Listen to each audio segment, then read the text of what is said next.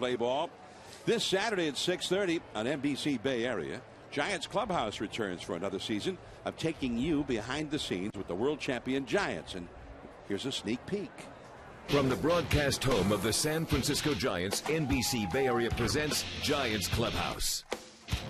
As the Giants gear up for opening day, all eyes are on the defending champs, and spring training offers the chance to get fully prepared for the season to come.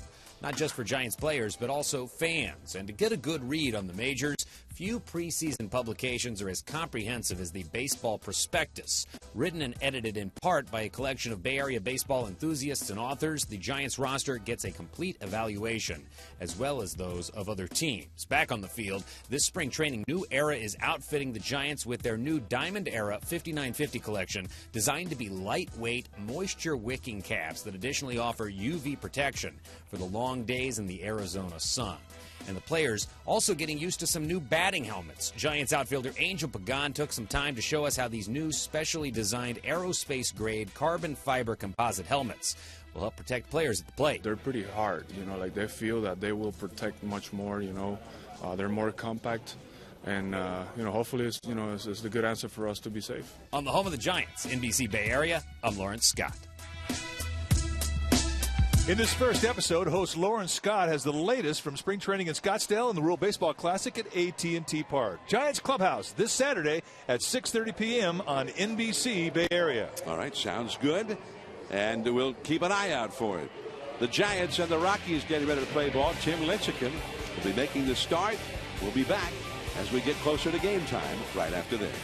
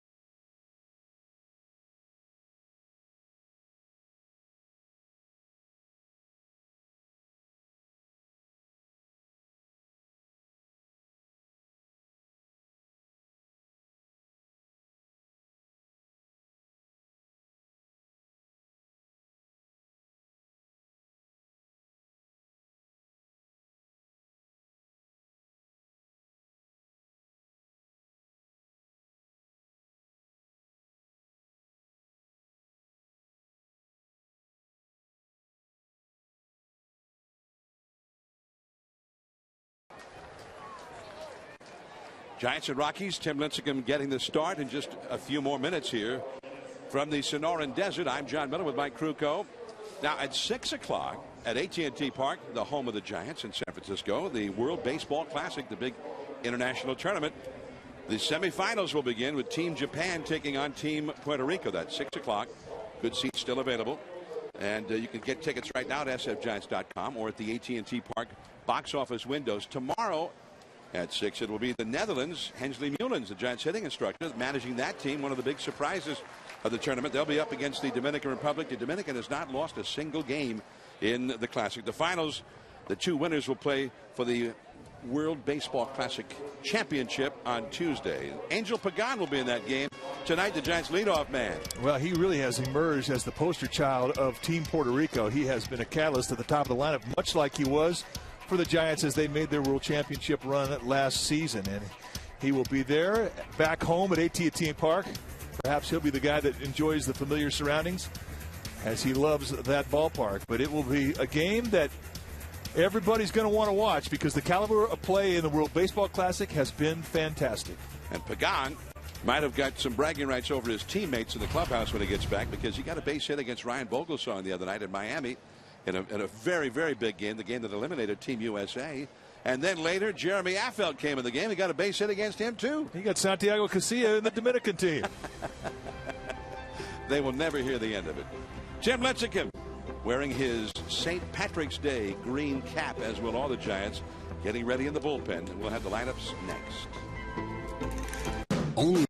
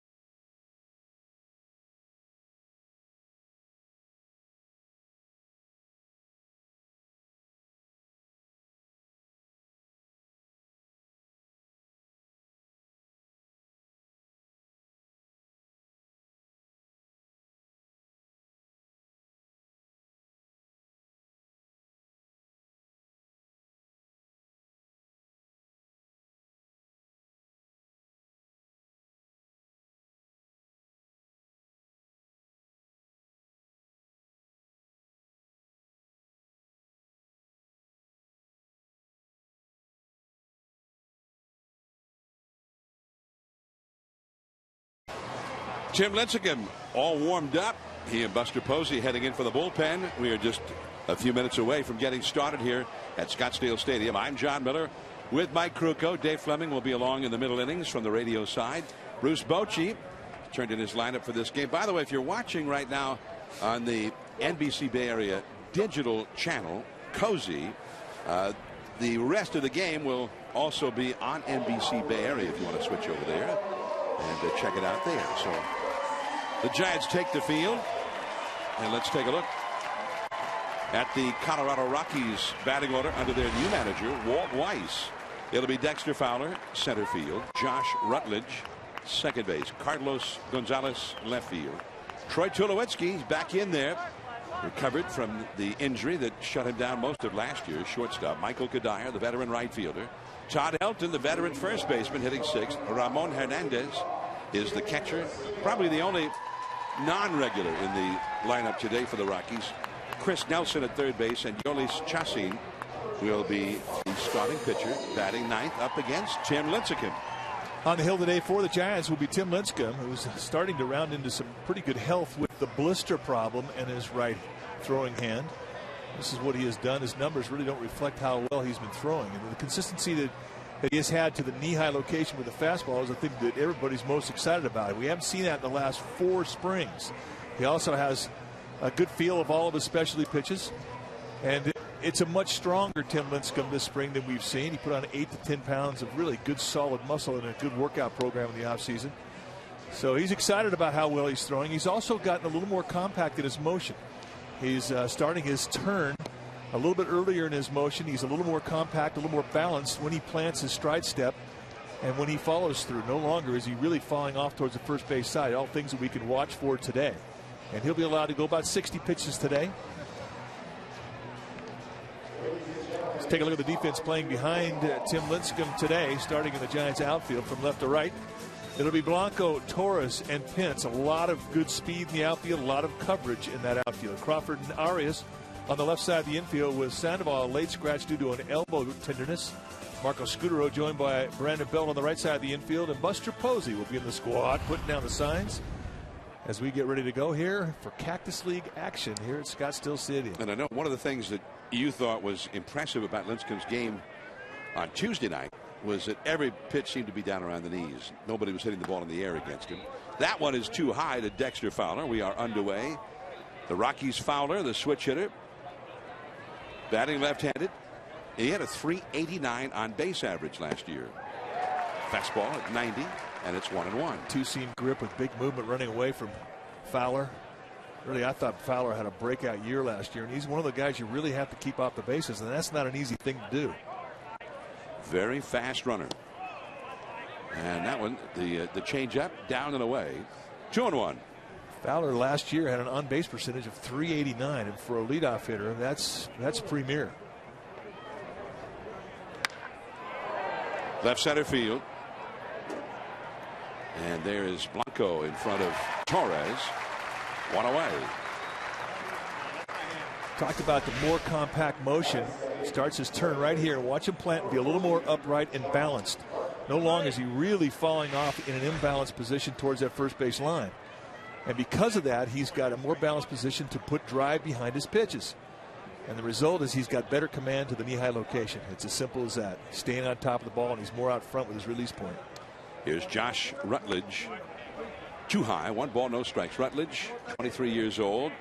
Probably will be the opening day second baseman for the Rockies. With injuries last year, he got a lot of playing time in the big leagues. Hit .274. Right field, Pence, 2 down. Hit solidly, but an easy play ultimately for number 8, Hunter Pence, in his St. Patty's Day green hat. This guy started this green hat tradition last year, and the players like it.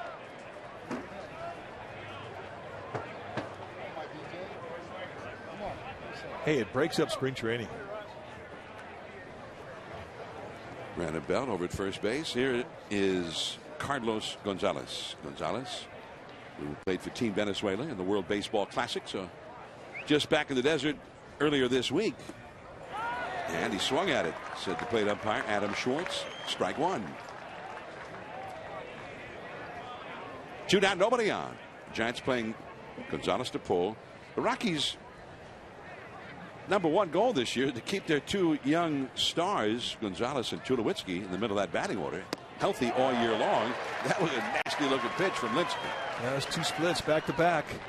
And this is what we've seen all spring long when he has had health in his hand. I mean, he's been able to stay on top of his specialty pitches, the curveball, the split, and the slider.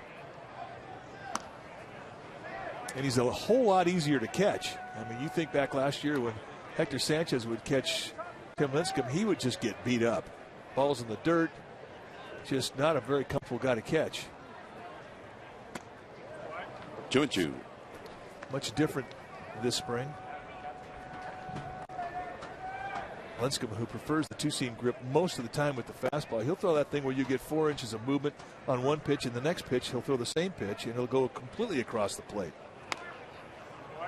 Back to the changeup, and the little dribbler foul. 2 balls, 2 strikes.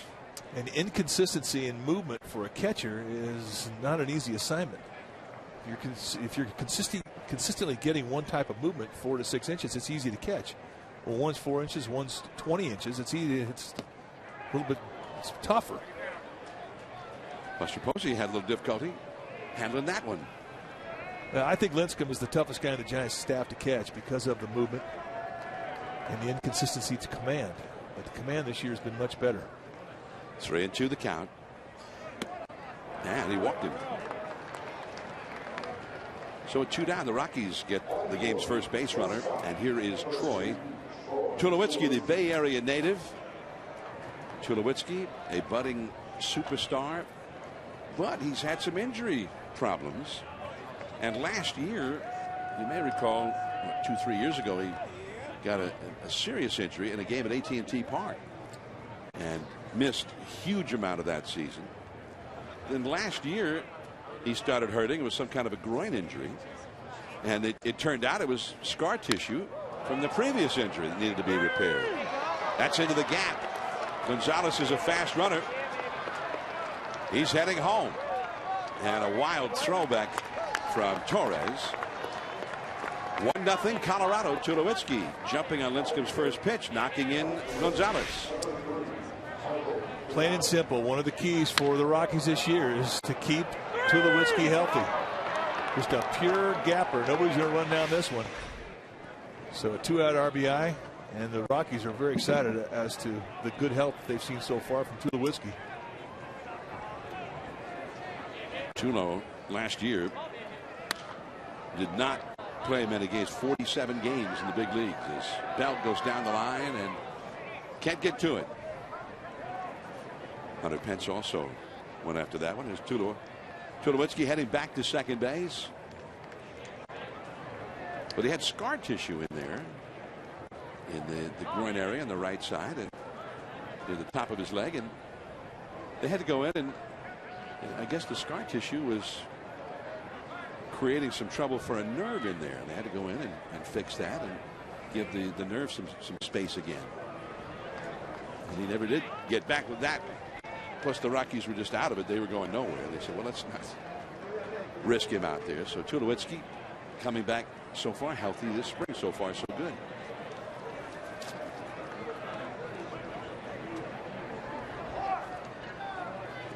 One to nothing Colorado. Michael Kadire, the hitter. 1 ball, 1 strike. And the slider in the dirt outside, blocked by Posey. That's 2 good blocks in a row by Posey.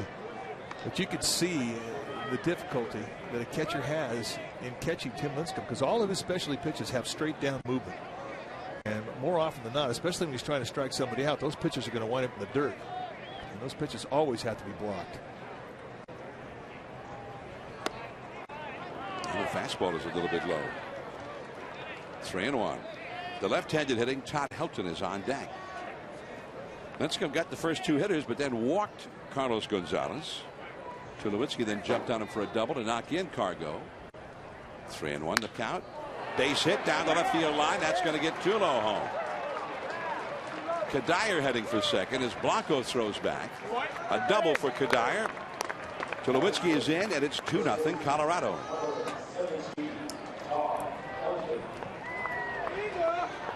So 2 doubles in succession here for the Rockies.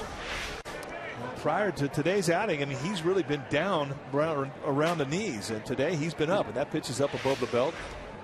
And Michael Kadire is a good mistake hitter, and that was a location mistake.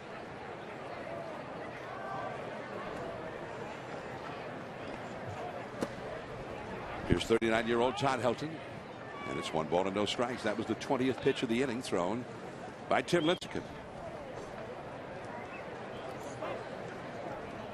Kadire, by the way, just got his first RBI of the spring.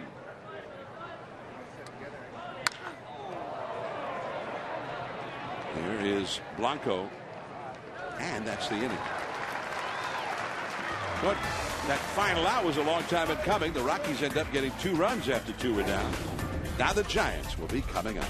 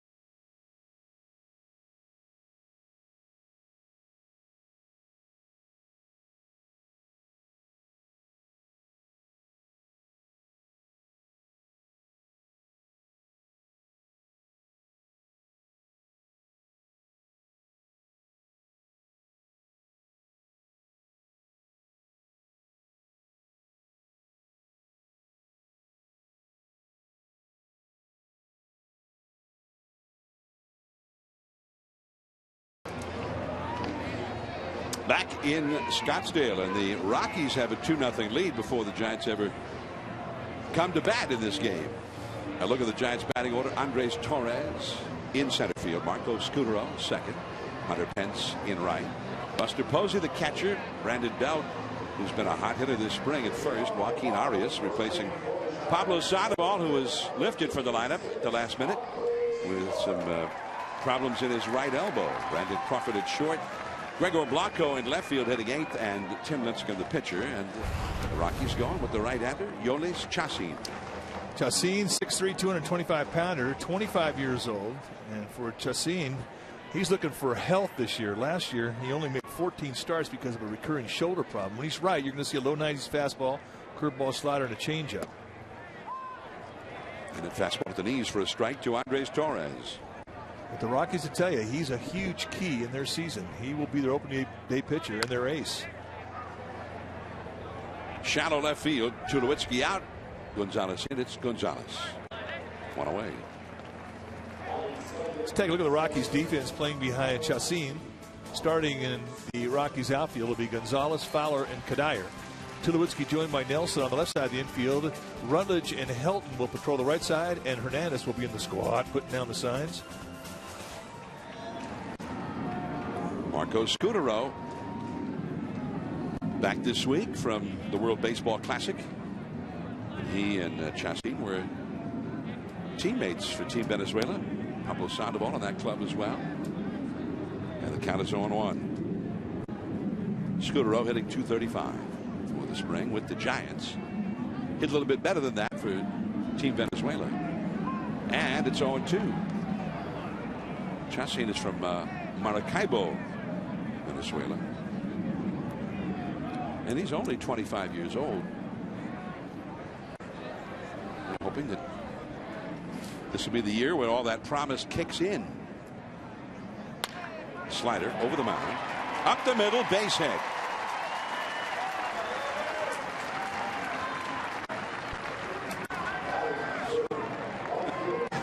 In the Cactus League, if you hit a ground ball, you got a good chance to get a hit. It's pretty typical Arizona. The infields are so hard here. It's also kind of typical for Coors Field, the Rockies' regular season home. See just how quick this just takes one high hop and then boom, like it bounces off sidewalk. And you're right, John. Coors Field, I think, is one of the hardest infields in all of the National League. Hunter Pence now. 1 ball and no strikes. A little two-seam action there from Chacin. Pence, 289 for the spring. 4 doubles, 2 triples, and a home run. Scutero at first, 1 out. Right center field into the gap. And they'll run for a while. Fowler to pick it up. Scutero big waved home. Rutledge throws toward home plate, way offline. A double for Pence, knocking in Scutero. 2-1 Colorado. You start talking about early preseason keys. For the Giants is Hunter Pence. Last year as a Giant hit .219. Now this is a .290 lifetime hitter. When he's right, he absolutely torches right center. So many hitters will say that that is their key, but for Hunter Pence, it really is. I mean, he'll really use the right side of the field. See a lot of doubles of that left or right center field gap. 5th double of the spring for Hunter Pence. Here is Buster Posey. Off the inside, ball 1. Buster hitting .238 for the spring. And you made an interesting comment on the radio broadcast yesterday about Buster and how they've brought him along very slowly so far this spring. He hadn't had much consistent playing time. That breaking ball in for a strike, and it's 1-1. But that takes its toll on a guy trying to find his stroke. You know, baseball is repetition, and when you play one day, you have a day off. Play another day, have 2 days off. It's hard to put together a strike zone, hard to put together a swing. 2-1. And you know, to Buster's credit, I mean, he's a pretty patient athlete, but it does wear on you after a while when you're not doing something you're supposed to be doing with the bat. He's not quite there yet with his swing. And that was a breaking ball. He bounced it right into the Colorado dugout, third base side. 2-2. Buster had some very interesting splits last year versus lefties and righties. He just destroyed left-handed pitching. And although he had great moments against right-handed pitching, the numbers were not nearly as impressive.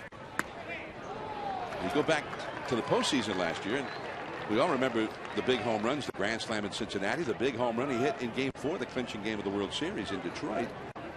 But overall, he didn't hit that well in the postseason. He never faced a left-handed starting pitcher the whole postseason. All right-handers faced the Giants last October. Buster, the batting champion in the National League, and of course the National League MVP. Runner at second, 2-1, Colorado leading. 3-2. Right center field. That's into the gap and hit well. One hop up against the wall. Fowler plays the carom. Pence in to score on Buster Posey's double. This game is tied.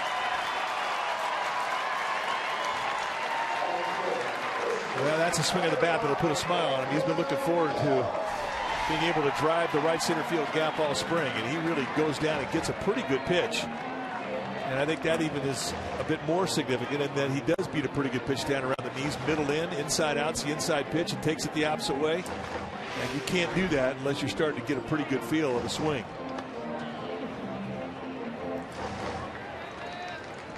Buster gets his second RBI this spring, his first extra base hit of any kind. And it's ball one to Brandon Belt, and the catcher, Ramon Hernandez, is going to go out and speak to Chassin at the mound. And Rutledge, the second baseman, enters the picture. Well, it was Game 4, the clinching game of the World Series, and Buster Posey had a big home run for the Giants.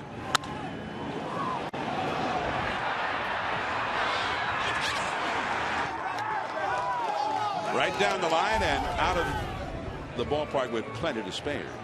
Yeah, it gave the Giants back the lead, a lead they would never give up again.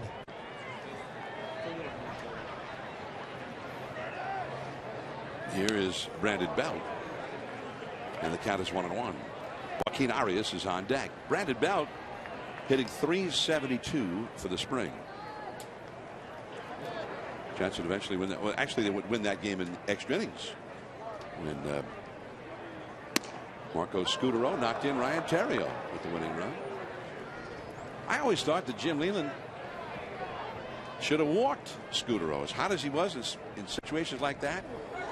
And that thing I was talking about, the Giants didn't face lefties all through the postseason. The lefty was in there. Pablo Sandoval had not batted right-handed in a month.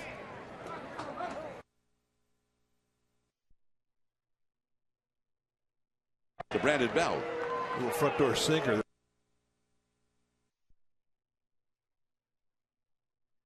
Adam Schwartz, the plate umpire. That definitely is a pitcher strike. We really don't know Adam Schwartz the first chance we've had to see him behind the plate. Well, I agree with you, John. I know one thing. The Giants are pretty excited that Scutaro was pitched to. And that was him prior to him getting the hit. He was red hot. Scutaro was red hot through the postseason, the MVP of the League Championship Series. It seemed like he was red hot for 2-3 months as a Giant in that situation. Put a runner in scoring position, and he's going to get him home. And he did. He got Theriot home. The Giants, the National League team, were playing in the American League Park. Ryan Theriot was the designated hitter. Shortstop Troy Tulowitzki won some Gold Gloves, and that's the inning. 2 runs for the Giants. Pence and Posey with back-to-back doubles to knock in runs to tie it.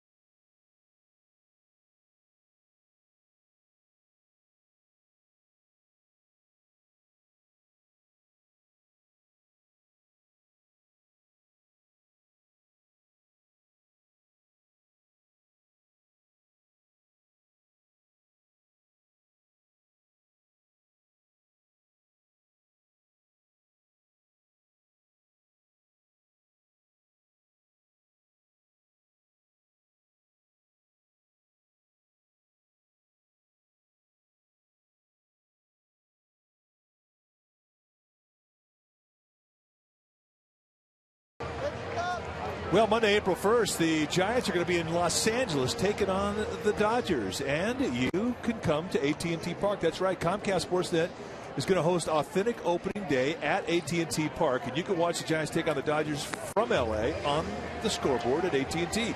Free admission, free hot dogs to the first 5,000 fans, free foam fist to the first 3,000 fans. The World Series trophies will be on display. So put it down on your calendar. Monday, April 1st. Get to the yard. Doors open at noon. Game time 1 p.m. And you can log on to scsnbayarea.com for more information. And if you go to a hat that looks like that, we'll wear it that day. Why not? Here we go to the second inning. And Tim Lincecum, the things we saw in his outing on Tuesday night that we didn't see in the first inning tonight. We didn't see in that pitch right there. Fastball too high. You're right, man. We saw him last Tuesday, and he gave up one ball in the air. It was a pop-up. Everything else was on the ground. Everything was down around the knees. Today, he's been consistently at the belt and above. So it'll be interesting to see if he can make the adjustment. And that's one of the things that's hard for pitchers at spring training until they really get strength to make those adjustments with release point. So he'll be challenged here. See how he reacts. Ramon Hernandez, veteran catcher. Oh, got that one down just above the knees for a called strike. It's 2-1. You know, it's not uncommon for a guy to get out there in the first inning of any game and be a little out of whack with his command. 2-2.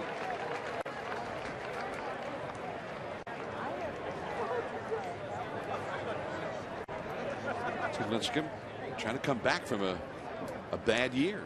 Now, I think he capped off the year with some excellent performances as a reliever in the postseason. Definitely finished on a high note. Did he swing at that one? No. 3-2. Lincecum made one start of the postseason, and that did not go well in St. Louis in the league championship series. But all of his other outings were out of the bullpen, and he was a force out of the bullpen in the middle innings for the Giants. X factor. Oh, too high. This is game 4 of the division series in Cincinnati. And Tim Lincecum in from the bullpen, relieving Barry Zito. Oh, he was fantastic. I mean, another example of being able to control the knees with everything that he threw. And when he elevated, he did on purpose, and he got him to chase away.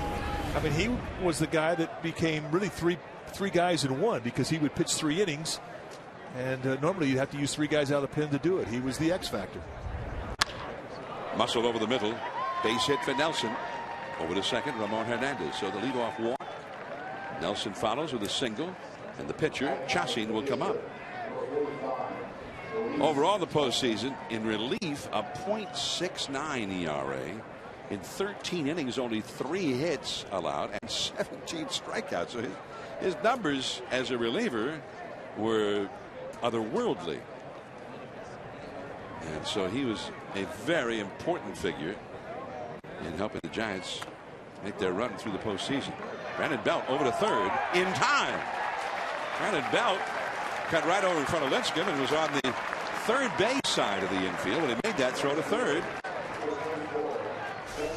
Well, this is about as aggressive as you could play as a first baseman. Look how close he is when that ball makes contact with the bat. And Belt, who is an excellent thrower, very much like JT Snow on the run, a perfect strike over to Arias to get the out. So a very good bunt. And despite that, it was beaten defensively by Brandon Belt. Nice pick. You know, and I think that that's an example of what they say when they say you need already to have decided all the things that could happen before the play takes place.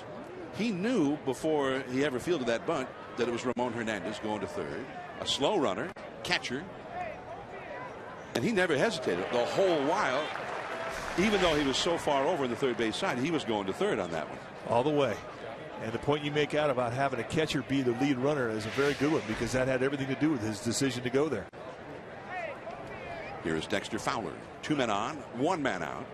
Chacin at first now after the failed bunt. And there's a ball too high, very high to Fowler, who hit a fly ball to left center his first time. Brandon Belt, very slick. And you can see clearly, even though it's just a springtime exhibition, very much had his head in the game. And that breaking ball is down and away. 2-1. Lincecum struggling with his control here in this inning. He had a 21 pitch first inning.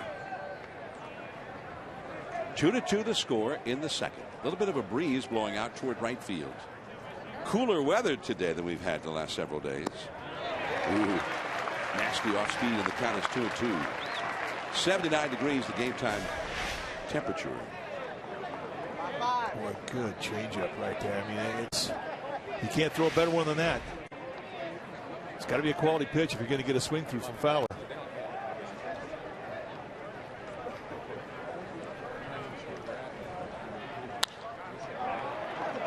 Shallow center. Crawford out. Torres calls him off. 2 down. Back to second. Nelson. Chauncey back to first there. Number 45. And it will bring up Josh Rutledge. 2 on, 2 out. Dexter Fowler didn't get a whole lot of press coming out of the Rockies, and the Rockies have been down here lately anyway. But he kind of became one of the very top leadoff men in the league last year. He really did. That 389 on base percentage. He's from the same part of the country as Buster Posey, the Giants. He's from Georgia. 40 plus stolen bases. And they're saying that he and Eric Young might be a 1-2 punch at the top of the lineup, with Young hitting second behind him. He also last year had over 40 stolen bases. Ball on a strike to Rutledge. He lined out to right his first time. Fowler and Eric Young both came up through the minor league system with the Rockies, played a lot of ball together, and that's a lot of speed. And they really are developing into good major leaguers. Lined into left center, but there is Blanco. The inning is over. A threat for the Rockies. No runs. Brandon Crawford coming up.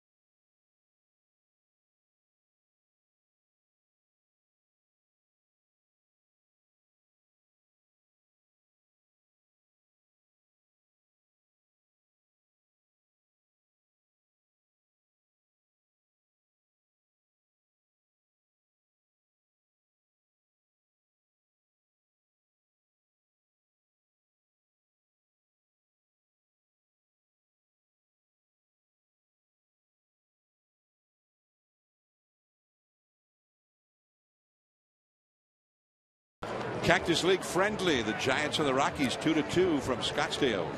And we're pleased to be joined now by Giants pitching instructor, Bay Area native, Dave Righetti. And Rags, thanks for coming on with us. And you're welcome. Well, give us the assessment. How's Lincecum look so far to you today? It's 2-2. That's how it looks. You know what? With him, we're just building up. We've been so far behind because of the finger. And now he's starting to get his rhythm. He wants to throw his fastball and his changeup, of course. But I think the big thing is just getting him on the field, mound time wise, and you walk in the middle of spring training with some pretty good bats and the hot air, and balls are going to fly. I just want him to maintain his delivery and make his pitches and build up some arm strength here. Well, his last outing, Rags, on Tuesday, we saw everything on the ground, just one ball in the air, pop up here. It's just the opposite. He's up. Yeah, there's no question. I think he's trying to throw, trying to get the speed up, and he's basically everything's on the waist. And my guess is I'm not back there behind the plate, and it's pretty flat also. Brandon Crawford leads off for the Giants against Chacin, and that's in there for a strike. Now, you got some of your pitchers back here. How has that World Baseball Classic affected your Giants staff and their preparations here? It's a little bit. I mean, it's so long down here right now this year, but sometimes you wish it was longer because guys are coming back from injuries. Like Maharis just got back from, he had to go home for a couple days on top of a bad elbow. Casilla just, he's pitched 4 or 5 times already. Hopefully he'll stay healthy through this thing, but he's, he's pitching his heart out for his home country, and we're proud of him. But yeah, it's a little different for everyone, but we're also pretty proud of our guys. And I'm flinching because you can't see the ball flying over here, but we'll just see how they come when they come back. Vogelsong threw today, and he looked great. He looked solid, and you just don't want him to peak too soon, but there's no way to gauge that. You got to go out and play ball and see where they're at when they pitch. Well, I noticed the clubhouse got a little louder today with Affeldt walking in. Yeah, either him talking or them yelling at him. So, yeah, things always ramp up, when certain guys are in the clubhouse, and Jeremy certainly brings that. Here is Gregor Blanco, 1 out, nobody on. Dave Righetti is with us down in the, where are you, in the dugout somewhere, right? Yeah, I'm in a corner down here. Now, there was a little concern early in that tournament, the World Baseball Classic, when Sergio Romo threw 26 pitches in a game and then came back and pitched again the next day. And I know you kind of had your fingers crossed. How'd that all turn out?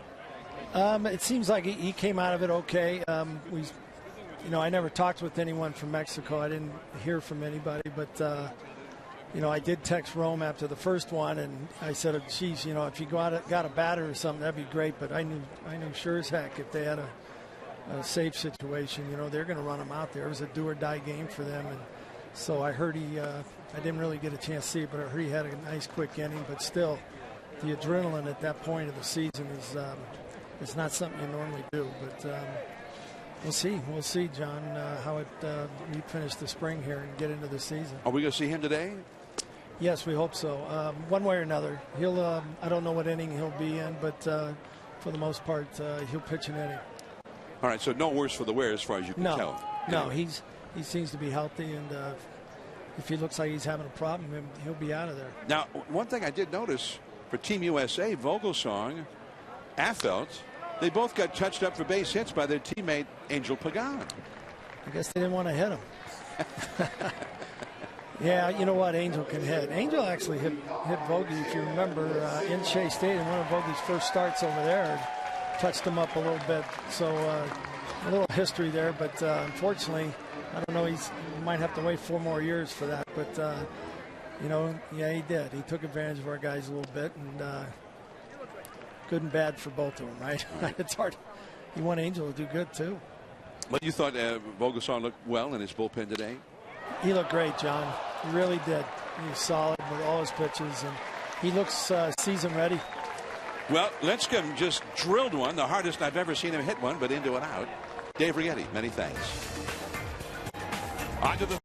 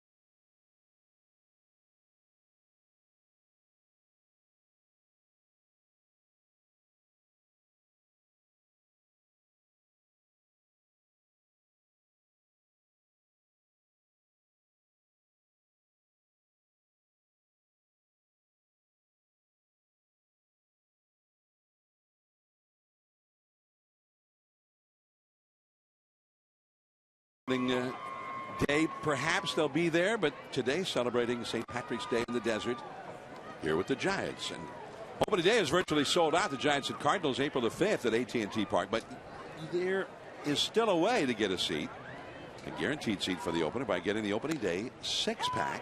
You get the opener and 5 other pre-selected games. That's at sfgiants.com/tickets, and look for that opening day 6-pack and be there for the traditional home opener. Big hitters up for the Rockies, starting with Carlos Gonzalez. Tim Lincecum now with a count of 1 ball and 1 strike. Gonzalez walked with 2 down in the first, and that started a 2-run rally. The wind is blowing straight out of the ballpark now, straight to center. 2-1. Troy Tulowitzki is on deck. There you see the flags just to the left of straightaway center. And look at that crowd on the hillside grass-covered knoll. Big crowd here. High fastball to strike. Lincecum wasn't getting that high strike on a couple of pitches in the previous innings from Adam Schwartz. He got nothing at the bell. He had 1 3-2 pitch. It was absolutely 100% there. Didn't get it. It was a little high. 2-2. And a foul. We're definitely learning.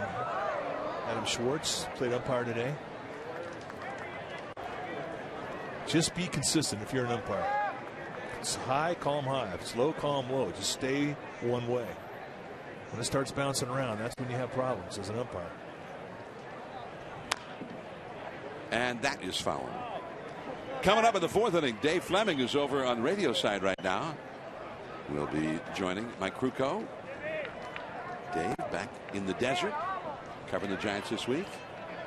He's been doing a lot of college basketball on ESPN, NBA basketball, ESPN radio. He's in demand. Right center field, deep. Torres, though. And that is one away. Another ball up, another ball in the air. A lot of room out there once you get out into deep left and right center. Straightaway center is 430 feet away from home plate in this ballpark, and you have to hit it over the hitter's backdrop to get a home run in center field. That backdrop is 30 feet high. You hit a home run here to center field, even in the light air, even with the wind blowing out, you have to crush the ball to do that. Here is Tulowitzki. Ball 1. Yeah, normally you have to have a little help with the wind, too. Tulowitzki doubled home the Rockies' first run. First pitch he saw from Lincecum, he ripped into the gap in left center. Kadire on deck. Tulowitzki, the cleanup man. Right field. Pence backs up on it. Onto the warning track, right at the wall. We mentioned the wind's blowing out. That's just a high fly ball, almost carried right out of here. Another ball up, another ball in the air, though, from Lincecum. I mentioned how difficult it is to make adjustments early in spring. And here you see the fly of that ball, and the wind that John's talking about, just it's blowing out that way, and it takes Hunter Pence right to the chain link fence, reminiscent of Candlestick. Here is Michael Kadire, who doubled his first time, knocking in a run. Well, Lincecum's gotten 8 outs in this game, and 7 of them have been on balls in the air. Completely opposite from his last outing. 2-0. Only 1 ball on the ground for an out, and even that was a bunt, where Chassin was trying to lay down a sacrifice. Right at the knees, fastball for a strike. That's where he needs to be. That's where every pitcher needs to be. Establish the knees, establish the strike with the fastball on both sides of the plate at the knees, and then elevate late in the count. I mean, that's the goal with the fastball. Strike 2. A little higher strike there, toward the outer part of the plate. 2-2. Kadire's a good high ball hitter. Most of these Rockies are good high ball hitters. Ooh. And the off speed strikes him out. 3 up, 3 down. The best inning so far for Lincecum. Top of the order, Torres, Scutaro, Pence coming up.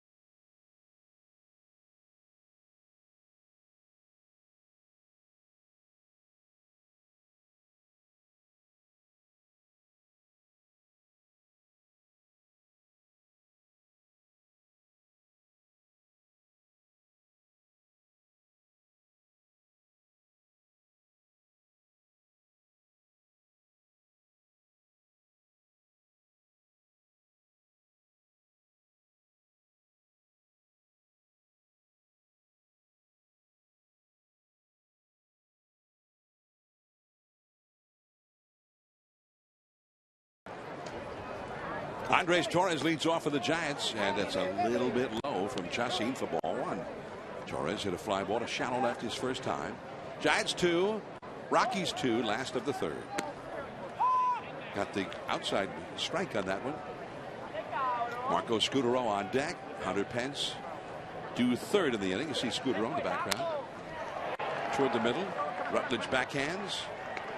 Got it. About time now for Toyota by the numbers. See your Toyota dealer for big savings during Toyota's #1 for everyone sales event and the most World Series title around baseball. Well, the Yankees on top of the heap with 27 world titles. Cardinals, the most in the National League, 11.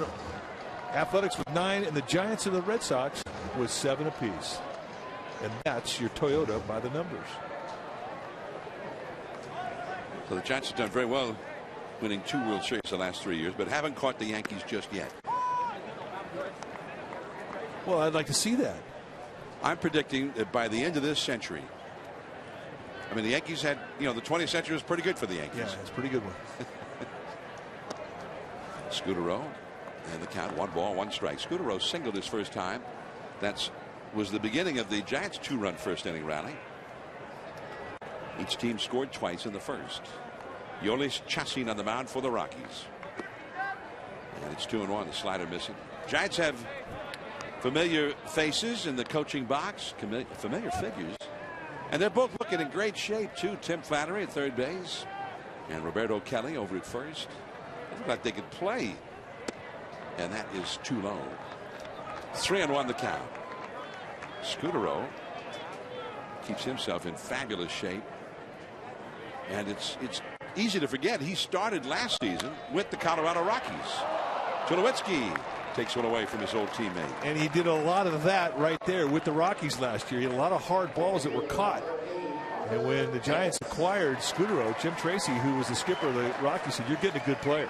And they're due to fall for him. He's hit in the worst luck I've ever seen a guy hit it. He hits the ball hard, he gets nothing for it. And boy, truer words were never spoken. Once he put on the Giants uniform, they started to fall. Hit over 360 as a Giant. Ball 1 to Hunter Pence. Pence knocked in a run with a double to right center, right into the gap. His first time. His 8th RBI of the spring. Posey on deck. Would be next. 2-0 the count. Hunter Pence, you were talking about his determination to do for the Giants this year what he's done throughout his career, which he really didn't do last year. The one thing he did do was drive in a lot of runs. His RBI pace for the Giants last year over the full season would have been about 120 RBIs. So he did that, but he only hit 219. Base hit. A hit the opposite way, using right field again. When he was with the Astros and we first started to learn his game, he would use the right side of the field a lot. And in Houston, I mean, you get the ball in the air and you can hit a home run there easily with his type of power. We didn't see a lot of right field approach with him last year, almost like he got pull happy. And this spring, he has really made a conscious effort to reestablish his dominance of that side of the field. He's having a good day today. Well, in 2011, the year he got traded in midseason from the Astros to the Phillies, he hit 314 that year. And 22 homers. Off the glove of Hernandez. And Buster Posey takes ball 1 and Hunter Pence takes second base. Posey had an RBI double his first time, Mike. Another good example of opposite field hitting, and this is a benchmark location, down and in with movement on a sink, working its way in towards Posey, and he stays inside the ball and he backspins at the opposite gap. You do not get those type of results unless your swing is perfect, and there aren't many guys that can do that. He hasn't had that swing this spring until today. There's Pence, number 8, at second. A mighty cut, but back to the screen.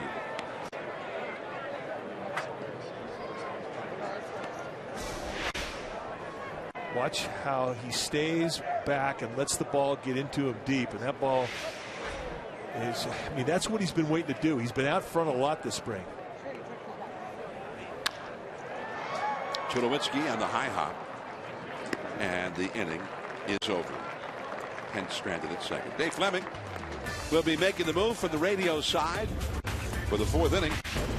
Let's get back to the hill. It's 2-2.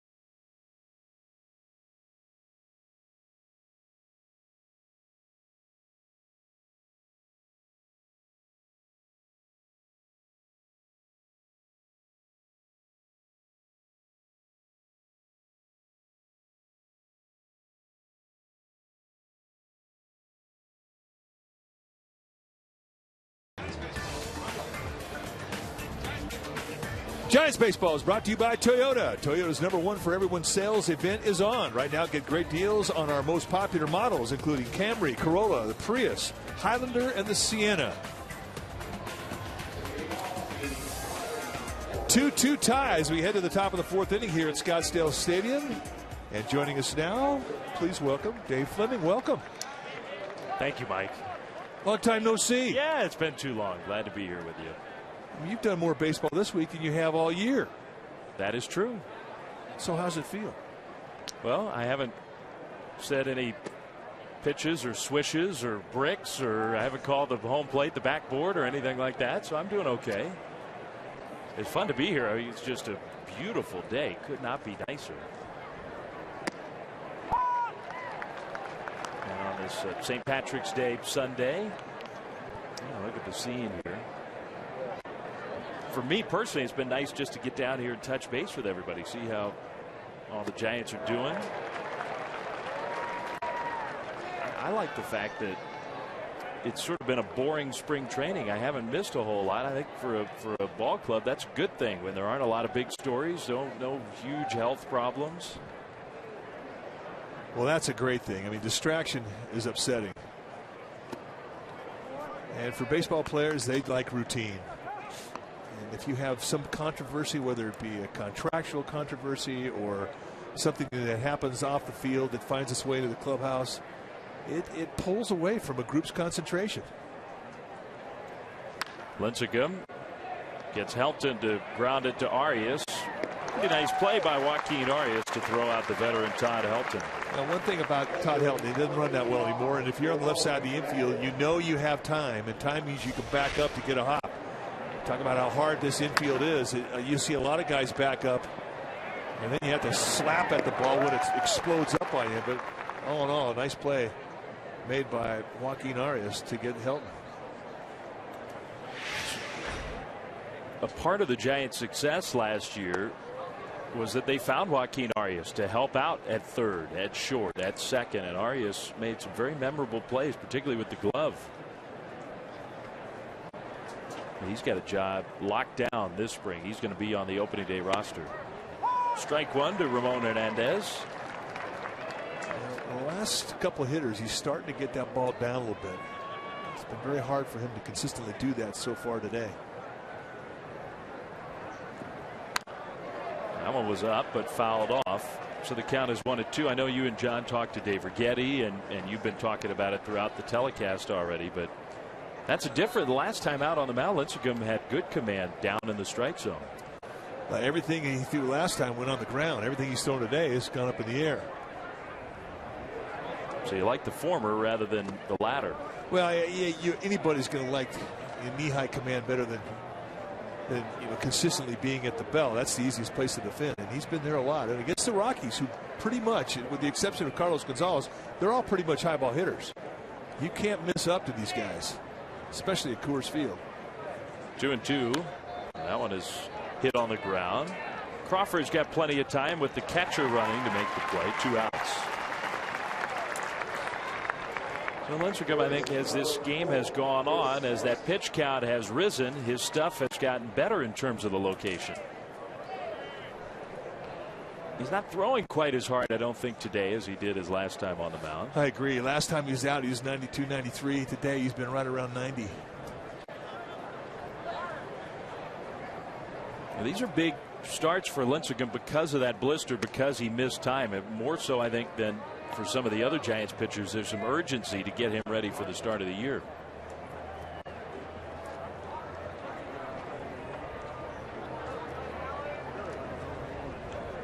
Two down, and Chris Nelson takes ball 2. Hey, I think Lincecum is nearing the end of the line here now. Yeah, they wanted to go 60, 65 pitches. He's right at 63 now, so I would imagine if he can get out of this inning that it will be his last. Giants have a pitcher up in the bullpen, Edwin Curarte, right-hander, warming up. Looked like a slider, or I guess a cut fastball there for a called strike to Nelson. There's the Giants reliever. 2-1. That one misses in. Often in a game like this where there's a pitch count on the starter, the Giants have somebody in mind to follow Lincecum, but if they want to use somebody to get an out, face one hitter, that'll be a different pitcher to get ready mid-inning. And then you might see somebody else entirely, say, start the 5th. That one right in there. Strike 2 call. Do you know there's guys that you want them to come into an existing innings, and it's usually your sinker ballers. We saw that yesterday with Steve Edlifson. Did a nice job. Bruce Bochy brought him into a spot where there were men all over the bases, and he got a double play ground ball. 3-2. And that one misses high, ball 4. And that may be his last hitter.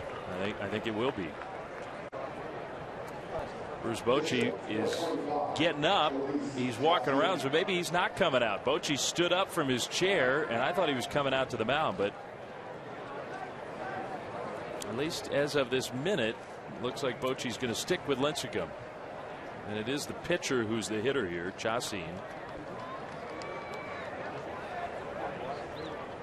So 67 pitches for Lincecum, and Chacin may be a 1-pitch out. Brandon Belt makes a catch, and that's exactly what it is.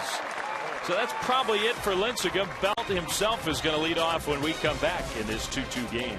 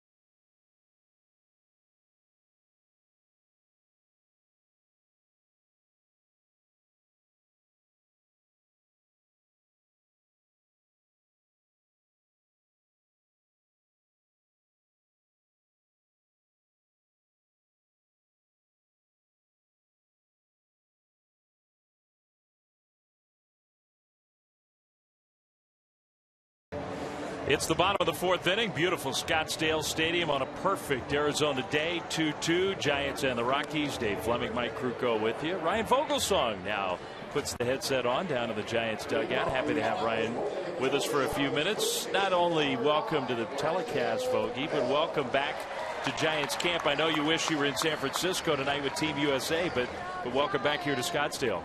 Well, thank you. Yeah, it would have definitely been nice to be up in the city for the 3 more days, but it didn't work out. We came up a little short, and time to get back here and get back to business. Brandon Belt will lead off for the Giants here. Chassin's still in for Colorado. Bogey, did you think you're going to have 2 must-win starts in March? No, I didn't. Going into it, I was kind of hoping to stay away from those days on my starts, but it didn't work out that way. But you know what? It definitely got the adrenaline going early, which you don't get a whole lot, down here, and especially, this early in spring. You get it closer to the end when it's, the go time's getting closer. But it was definitely a great experience. It was cool, and hopefully getting geared up that early will pay off for me in the season here. You've been pretty spoiled in your career. You've had some really good pitching coaches here, of course, Dave Ricchetti and Mark Gardner. What was it like to work with Greg Maddux, the pitching coach for Team USA? Yeah, it was great. I almost got smoked right there, guys. Sorry. Are you okay? Yeah. No, he was great. He was a whole lot of fun. He definitely has his time when he's silly and joking around, but also time when it was time to be serious and do his thing. And I think I gained a lot of knowledge from him. I tried to be around him as much as I could and talk a lot of pitching with him, not just about pitches and pitch selection, but the mental part of the game. And hopefully, I learned some stuff. 2-2 the count to Brandon Belt, who tries one to shallow center field off his fist, and that's going to get down for a leadoff single. Well, we're talking to Ryan Vogelsong and his experience of the World Baseball Classic. Here's Ryan for Team USA against Team Italy. Excellent performance for the Giants right-hander. And as Mike just said, must-win games in March. The pressure was on when Vogie was on the hill, and he acquitted himself very well, as we would have expected. Tell us about the overall experience of playing for Team USA, playing for your country. It was great. It was definitely an honor to be out there with USA on New Jersey, and being in the clubhouse with those guys. And something happened to me yesterday on the way home. We're in the airport, and a couple Army guys walked by in their fatigues, getting ready to go somewhere or coming home, and that's when it really hit me exactly what we were representing. And I said, a couple of us said, hey, thank you guys, thanks for what you do. And that really hit home about what the whole experience was about, and how important it was to have USA on the front of your jersey. And even though we didn't win, I think we represented the country very well with the effort that we put forth on the field. Joaquin Arias at the plate for the Giants. Very well said from Ryan Vogelsong. What's up with Tyler Latorre playing for Team Italy? I heard a story where he was anxious to catch you all spring until you all went away for the World Baseball Classic. Then he faces you in a game situation. Yeah, he was always trying to get me down here in the bullpen so he could see what I had. And I told him, I said, hey, as long as the game's not on the line, I'm going to feed you some heaters, make you look good. So. And is that how it played out? Yeah, well, I threw him a first pitch fastball away for a ball, and I mean, everybody on the planet, including him, knew I was probably going to throw him another one away, and he hit one back up the box. But I came back and punched him out later, so we're even. Ryan Vogelsong with us, talking about his World Baseball Classic experience. Vogel, we got a chance to watch those starts, and you were throwing the ball great. You got to be pretty happy with where you're at in spring. Yeah, both games really started the same. Just took me a little bit to get going, and once I settled into the game a little bit, I felt like I threw the ball really well, especially the second half of the game against Italy. And the good thing I got out of Puerto Rico game was I didn't really feel like I had good stuff. I felt like I had pretty good life on my fastball. It wasn't like I felt like I had dead arm or anything. I just didn't feel like I was as crisp as I wanted to be, and I pitched, and I made it to the 6th inning, and really only gave up the 1 run. The other one got charged to me, but I was really happy with that, especially how early it is in the season to be able to start commanding my 3rd and 4th pitches and do that this early was something that I took out of that game. Do you think that because you had the 2 adrenaline hits this early in spring, you're a little bit farther ahead than most everybody? I wouldn't say that. Maybe. I wouldn't say yes or no. You guys know me from being around me pretty much. I take every game as serious as I can. Even the first couple games of spring training, I really start trying to focus on mentally preparing myself for the game and mentally preparing myself to be on the mound. And so the intensity and the pressure and the atmosphere was different, but I try and treat them all like that. I've never noticed that. Yeah, I've never thought that. Yeah, I try and treat them all the same, but it's definitely hard to simulate that kind of atmosphere. Especially this early. Once you play a whole season and you go into the postseason and the atmosphere is different, it's a little bit easier to adjust. But when you're not, so to say, physically 100% where you want to be, and you're in that kind of atmosphere and that kind of situation, it definitely part of the game where the mental side comes in and you have to lock it in. You're looking forward to getting back here in the Cactus League where ground balls like that go through just about every time? You guys know me. Like I said, I love pitching, and I love pitching even if I'm just throwing a bullpen. So it doesn't matter if it's here, San Francisco, Team USA, wherever. I love being on the mound. So I'm just excited to get back out there on Wednesday and throw the ball again. So Wednesday's the day you're gonna pitch in a Cactus League game, is that right? I'm up again on Wednesday. 2 outs here. Giants have a couple runners in scoring position, and instead of the pitcher Lincecum, it'll be Johnny Manel who will get a chance to hit. One last moment here with Ryan Vogelsong. How much did you communicate, Vogie, with Bruce Bochy, with Dave Righetti while you were gone? Did you talk to him at all? I texted Rags a couple times, but there wasn't much to say. I mean, they texted me and said they had watched the game, so they knew what was going on. There really wasn't much to communicate, so. Just a few texts here and there. Rags texted me after the Italy game, and we just had a few back and forth about certain things that I did. And then, obviously, after the game the other night, he knew he was going to see me in a couple days. So, not a whole lot. They let me know that they were all watching, though. Yeah, I think everybody here at Giants camp was watching those games very, very closely. A great baseball theater. As Johnny Manel takes ball 2. Ryan, thanks for giving us a few minutes. Glad to have you back here. I wish we were watching you tonight up in San Francisco, but good to have you back at camp, and we'll look forward to talking to you again soon. All right, guys. Thanks for having me. It's definitely a little hotter here than it was in Miami. So this is nice, man. Yeah. It has been so nice here in Scottsdale this week. Thanks, Vogie. All right, you guys. Don't work too hard. No worries about that. Yeah, he knows us. Yeah. All right, guys. Have a good one. Okay, see you. 3-0 the count to Johnny Manel. One of the true good guys on this Giants team. Yeah, and indeed, it is great to have him back in this Giants clubhouse. He and Affeldt both walked into the clubhouse. And Affeldt, I mean, he's a 250-watt light bulb walking into any room. He's going to brighten it up. But the presence of Ryan Vogelsong, it's just like all the boys are coming back, and it just you feel it add to the chemistry of what is already a very close team. Isn't it interesting how Vogelsong has in these last couple of years? I mean, here is the underdog story, the guy who had to earn his way after all those years. And I think so many Giants take their cues from him now. He's become such a leader by example on this team.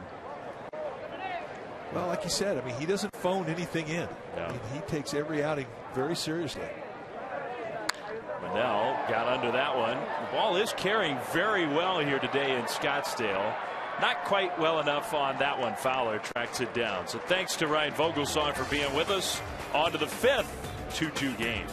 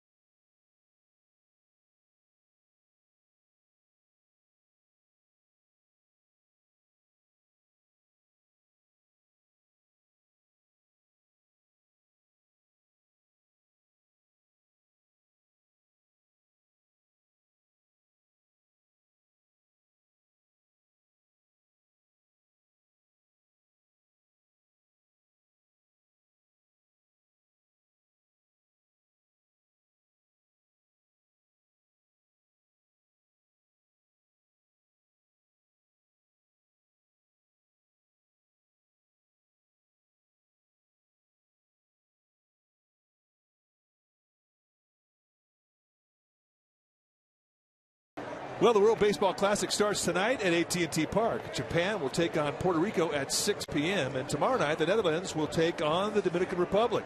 World Baseball Classic finals will be held at AT&T Park on Tuesday, March 19th, and there are still tickets available for all 3 games. The quality of baseball is going to be fantastic. We encourage you to get out to the yard and take on what has been a huge success and certainly games that you will enjoy. You can purchase tickets right now at sfgiants.com or go to the AT&T Park box office windows and get your seats and get on out there, and you will not be disappointed.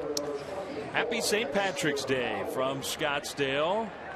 Everybody celebrating the holiday today in style. 2-2 the score, top of the 5th inning. Dave Fleming, Mike Krukow here.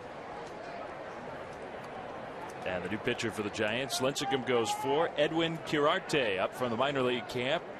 Pitched in Double-A last season, 39 games. Southern California kid. He got kind of a funky style from the right side. We'll see him for an inning. Yeah, he came out of Cal State Northridge. He's a good hard slider. You see a low 3/4 right there.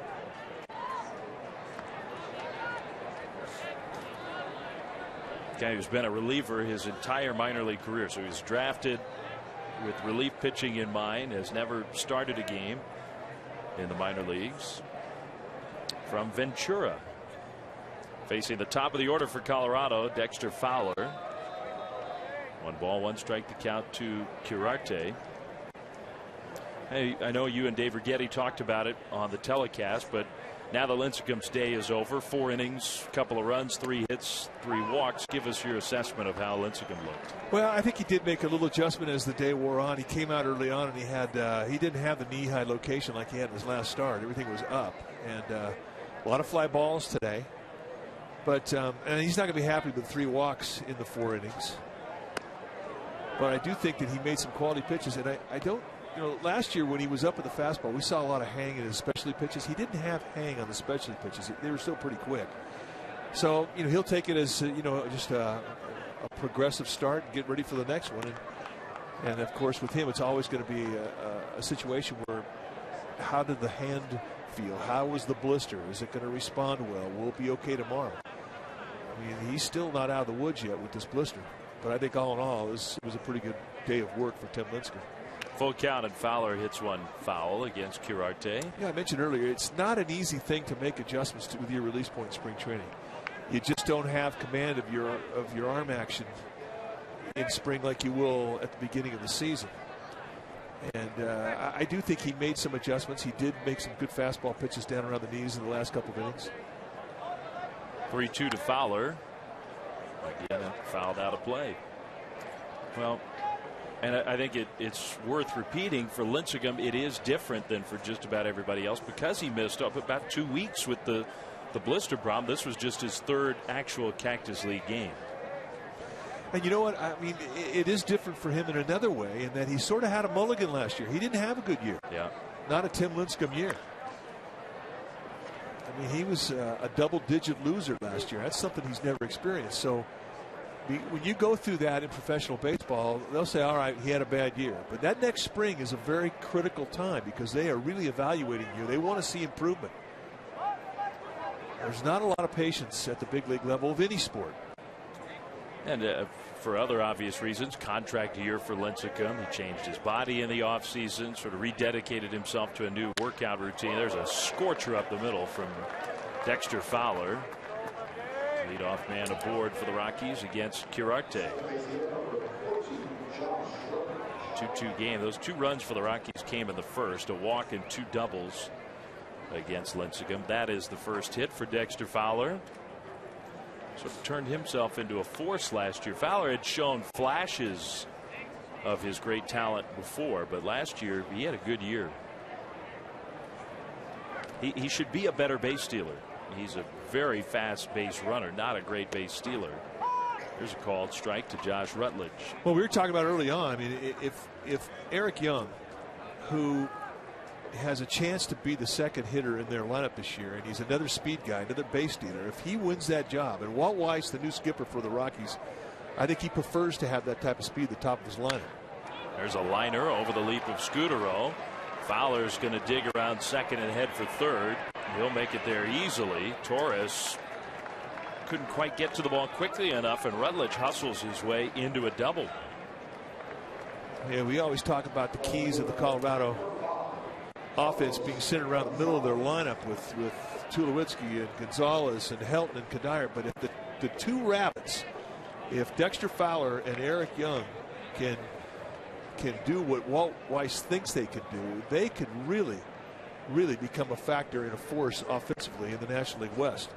Last year, Fowler at .389 on base percentage. That's off the charts. That's fantastic.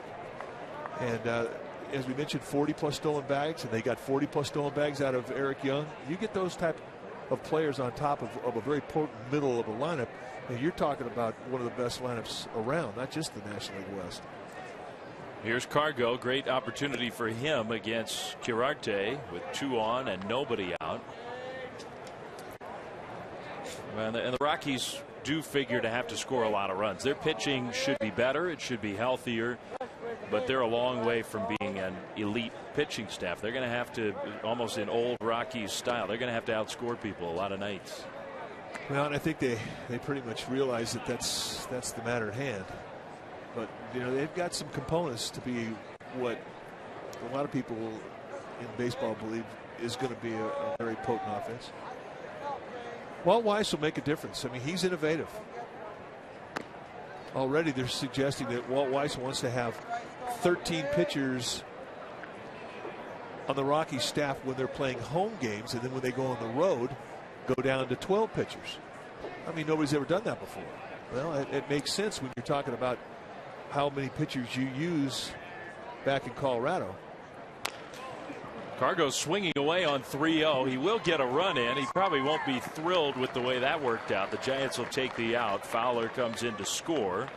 The Rockies go ahead 3-2. And not only does the run score, but Rutledge advances to third. So if you're going to make an out in that spot, that's a good out to make.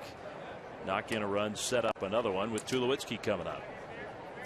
Well, that would be fascinating if the Rockies decide to do it that way. Of course, there is that rule where if you option a guy down, unless there's an injury, he's got to be down for 15 days before you can call him back up. So you'd have to be comfortable as an organization with interchangeable parts. Okay, one guy's going to be down for a couple weeks. We'll get him back up. The next time around, it could be a revolving door on the bench for Colorado, but it would be an interesting theory to employ.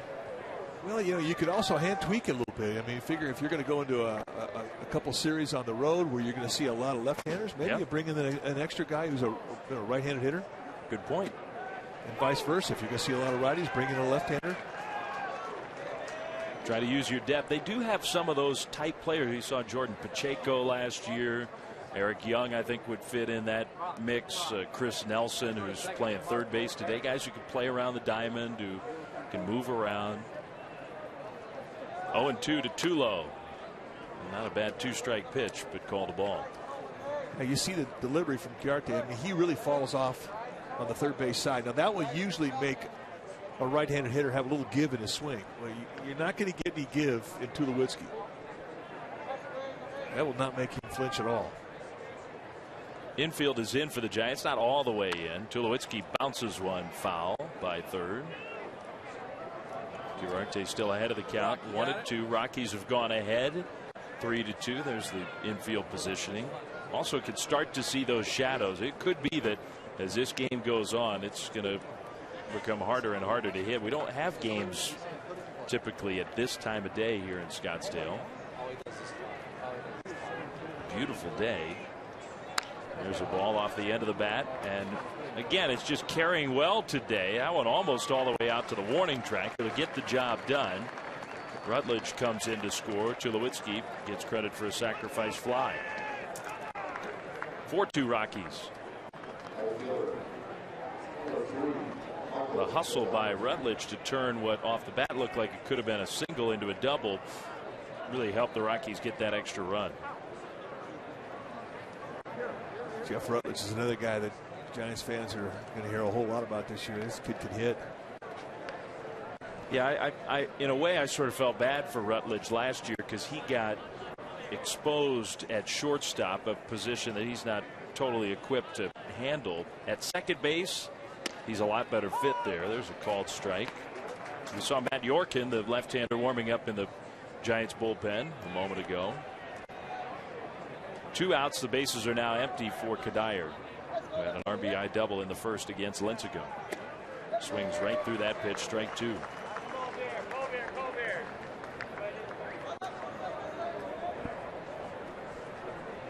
Todd Helton would be next for Colorado in the 5th.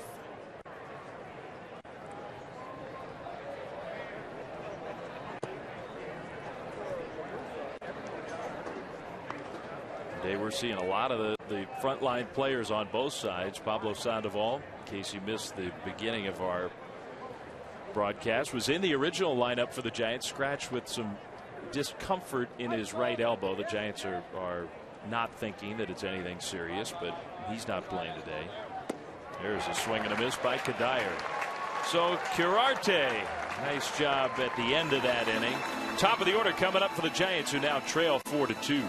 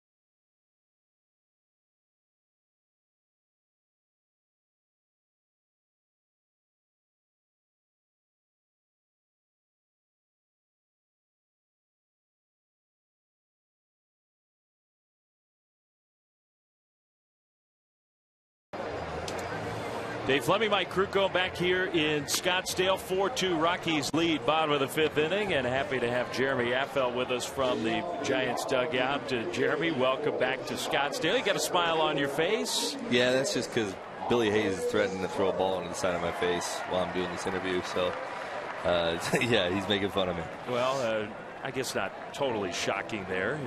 Good to see the guys again after a couple weeks away. Oh, yeah, you know, I wish we were there a little longer, man. San Fran would have been awesome if we would have got back down there. But to come back here and see some of the guys and kind of get situated here and getting ready to break camp, it's going to be good. Andres Torres getting the Giants started here. It's the top of the order in the bottom of the 5th. Jeremy, we're going to ask you the same question we asked Ryan Vogelsong. And were you really ready for pressure-type situations and pressure-type outings in March? You know, I didn't know. I really didn't. I didn't know what to expect. But, you know, for me, I thought it was really good. I think the pressure that the kind of games I was in, I felt like I almost kind of forced me to lock stuff in. I felt my release point kind of got a little bit further out there, and I reached back a little bit more on a few pitches. My split finger started kicking in, and so I think if anything for me, it helped me. But it definitely was a little bit of a shock to see that kind of pressure that early. Andres Torres, fair ball into the corner, and now we get to see Andres run, churning those legs, motoring those arms into third. Not real pretty with the slide, but it's a triple. Jeremy, it looked like a playoff situation. Did it have the same type of a feel like it had last October? Absolutely, and that's, I think, what kind of caught me off guard was I understood that it was like you're playing for your country, but you didn't really think that it would have that kind of, you know, natural, just, you know, for me, just natural intensity. My adrenaline was spiking. I mean, everything was awesome, and I really felt like for me it was a time where I could go out there and compete, give it everything I have. But just the crowd being into it, and just my adrenaline. I was jumpy on a few pitches, which I don't like, but it actually kind of gives me some comfortability because I get like that during the regular season as well. So for me, I think it was a great experience. I'll never forget it. And I think, if anything, it helped me rather than hurt me. We saw a couple of highlights there. I don't know if you could see. You fielded your position well. Yeah, I even threw the ball at first. You did. I know you did. The glove didn't go along with the ball. Yeah. I said that one was for Gardy. Gardy said, please don't underhand the ball to first base, so I threw it for him. So. Fowler comes up throwing here, and Andres Torres not taking a chance. Scudero, the first out here. It'll bring up Hunter Pence. Jeremy, you got a chance to play with a bunch of all-stars, guys that you knew as opponents. What was it like to get to know them as teammates? They're a good group of guys. Like you said, I played against them a while, and you don't really know what kind of people there are when you're playing against them because you're competing usually, and you're obviously a little different out there between the lines sometimes than you are in the clubhouse. But what a good group of guys all the way around. I was really impressed with each and every one of their personalities. They were fun to be around, but they were serious too. They wanted to win these games, but no one really came off really arrogant or selfishly cocky. They were all just a real good group of guys that just got together and played the game and had some fun. We got Jeremy Affeldt with us in the Giants dugout. Hunter Pence at the plate against Chacin with the runner at third and one out. Jeremy, the event is, because of the timing, because it's spring training, guys just starting to get ready for the year. There has been some controversy about players. Am I going to play? Am I not going to play? Would you be willing to recommend to guys going forward, hey, this is something that everybody should think about doing? I do. Just because I know I was the same way. I said, I don't want to play in this thing. I don't know if I'll be ready. There's too much going on. I'm afraid I'm going to make myself do something I'm not ready to do yet or exert too much. But I told them, I said, you know what, the way they took care of us, and they asked you every day how you felt. You played hard.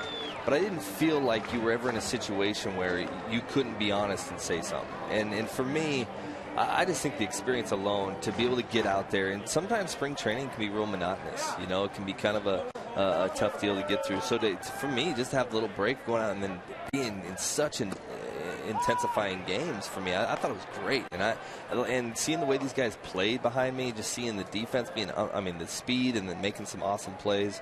I think it's just a great way to serve your country. And it doesn't, not like we're doing it every year. It's every 4 years. But I do understand some of the situations where, the GMs and the front offices can be a little bit gun-shy over it. And because these guys are going all out. We're giving everything we have. So I understand both sides, but I would encourage any player to play in it. Buster Posey pops out. That's out number 2. Giants have scored a run. It's 4-3 Colorado.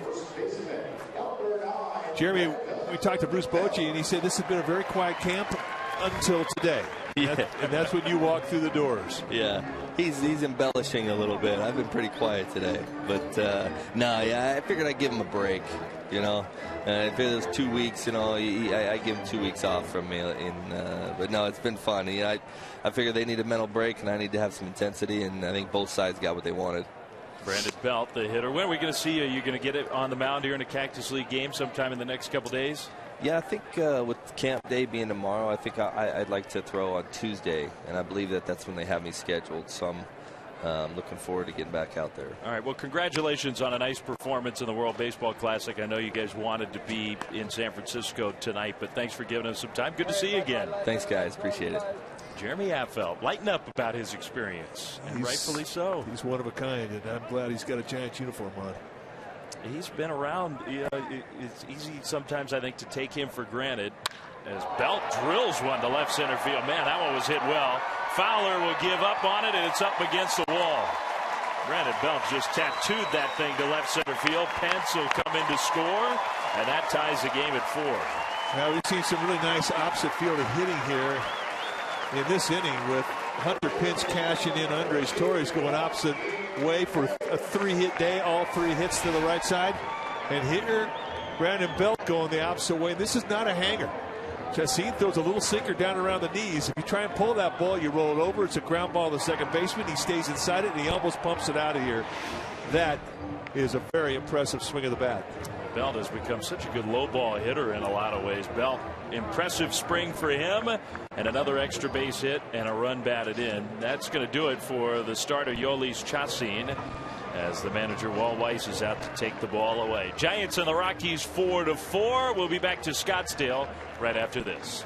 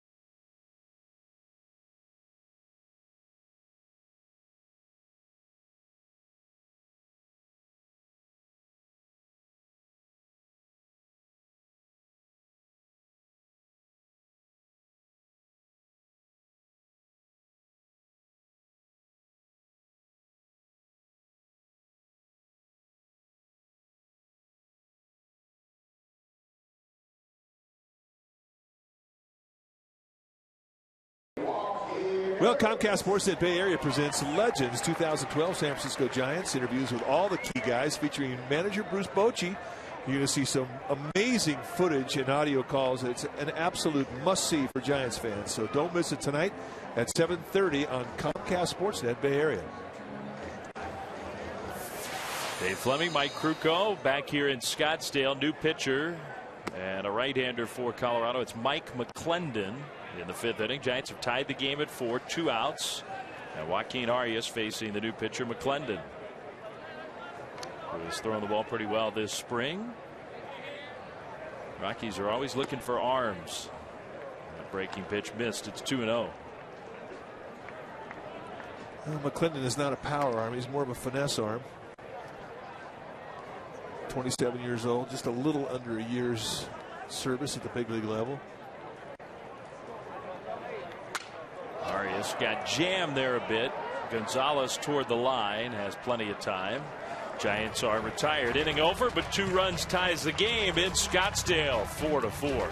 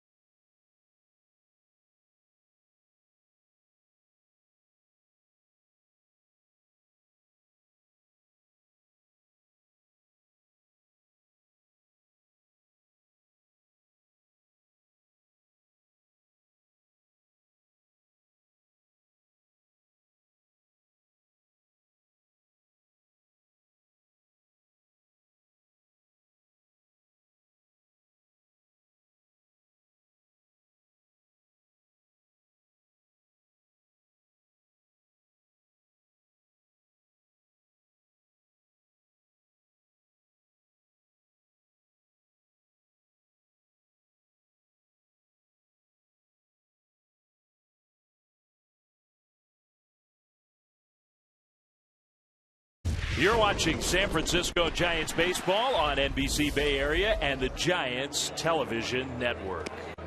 All the way from the Bay. Big Giants crowd here in Scottsdale on St. Patrick's Day Sunday, 4-4. This Cactus League game, Giants and the Colorado Rockies. And we do have a couple of changes for the Giants into this 6th inning. Tim Lincecum started the game, went 4. Kirarte, the right-hander out of the bullpen, pitched an inning, and now a new pitcher, left-hander Matt Yorkin, in on the mound for the Giants. Brock Bond also has come in to play second base for Scudero. Yorkin's first assignment, face Todd Helton. Well, that definitely gets you into the game. Yeah. Facing a legend. There's Brock Bond, who just a couple days ago was reassigned to minor league camp, but has done some good things this spring. And when you go down to minor league camp, doesn't mean you can't still play in these games. Yorkin, who's a Bay Area guy, 31 years old, born in Napa. And a Gale, St. Mary's. He's got something to be excited about. His team made it into the field of 68, just announced a few moments ago, really. St. Mary's is going to play in the tournament. Congratulations. They have to play in one of those, you know, it's new the last couple of years, those the first 4, they call it, those games, I think, starting on Tuesday. Almost like you got to play your way into the field. They say you're in the field, but you got to win a game just to get into the regular bracket. That's what St. Mary's will have to do. For our college basketball fans who might have missed that.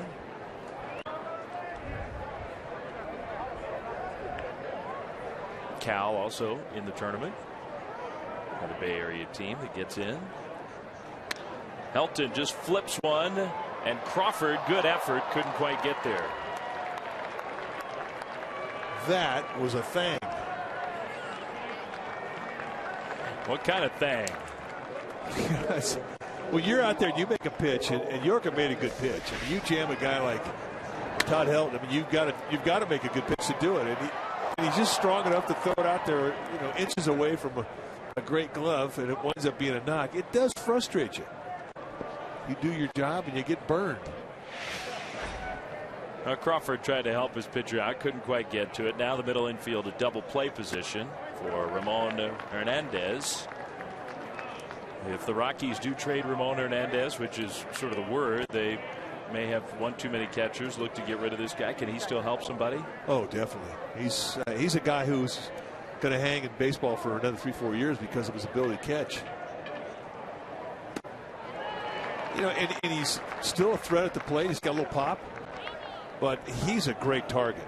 Ramon Hernandez is a great target to throw to, and those guys last forever. I mean, look at Henry Blanco. I mean, he's not. I mean, he's probably going to catch when he's 63 years old. Well, Ramon Hernandez, and there are teams looking for some depth at catcher. Could be the Giants are one of those teams with the health of Hector Sanchez. That ball is lined to left, and Gregor Blanco with a nice play to retire Hernandez.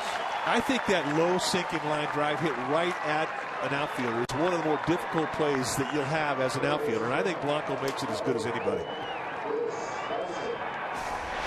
That is a tough play.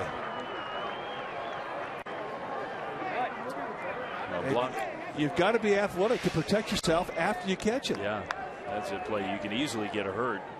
Jam a shoulder, jam your wrist.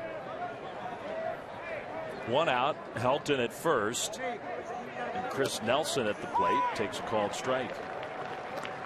So many of the memorable moments of last year, Gregor Blanco was involved in on defense.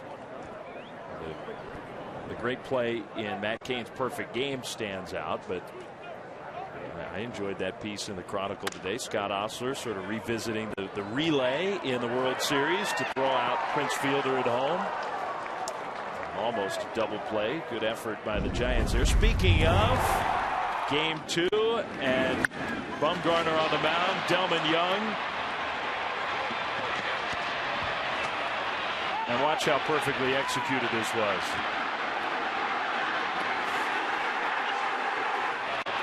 Now, it had to be absolutely perfect, but look at the route that Fielder takes. It's a straight route, and he went that way for one reason. He was going to blow up Buster Posey. If he would have swung out wide and had a hand slide on the plate, Buster never would have had a chance to get him. But boy, you talk about perfection in a relay. That was it. Here's Willeen Rosario, the young, powerful catcher, swings through the first pitch from Matt Yorkin for strike 1.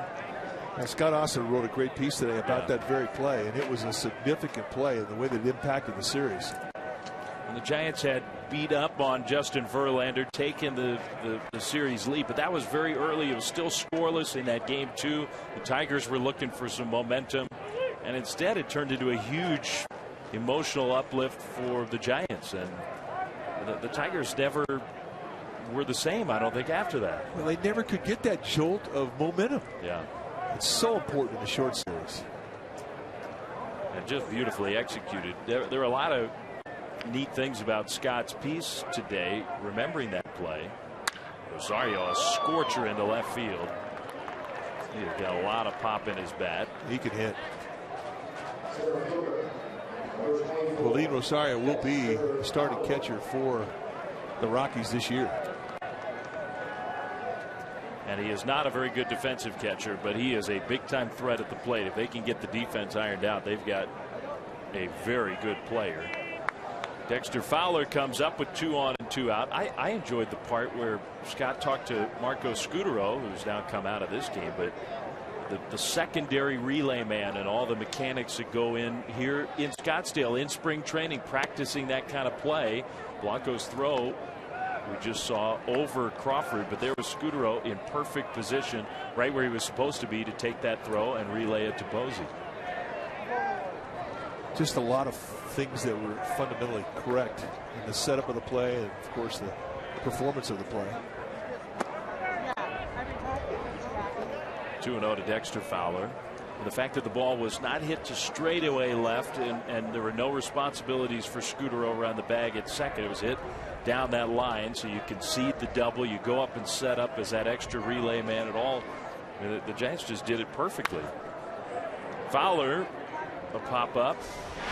This is what we were talking about. After Blanco plays that carom, you see Crawford set up as the first cutoff man, but there's Scutaro right there.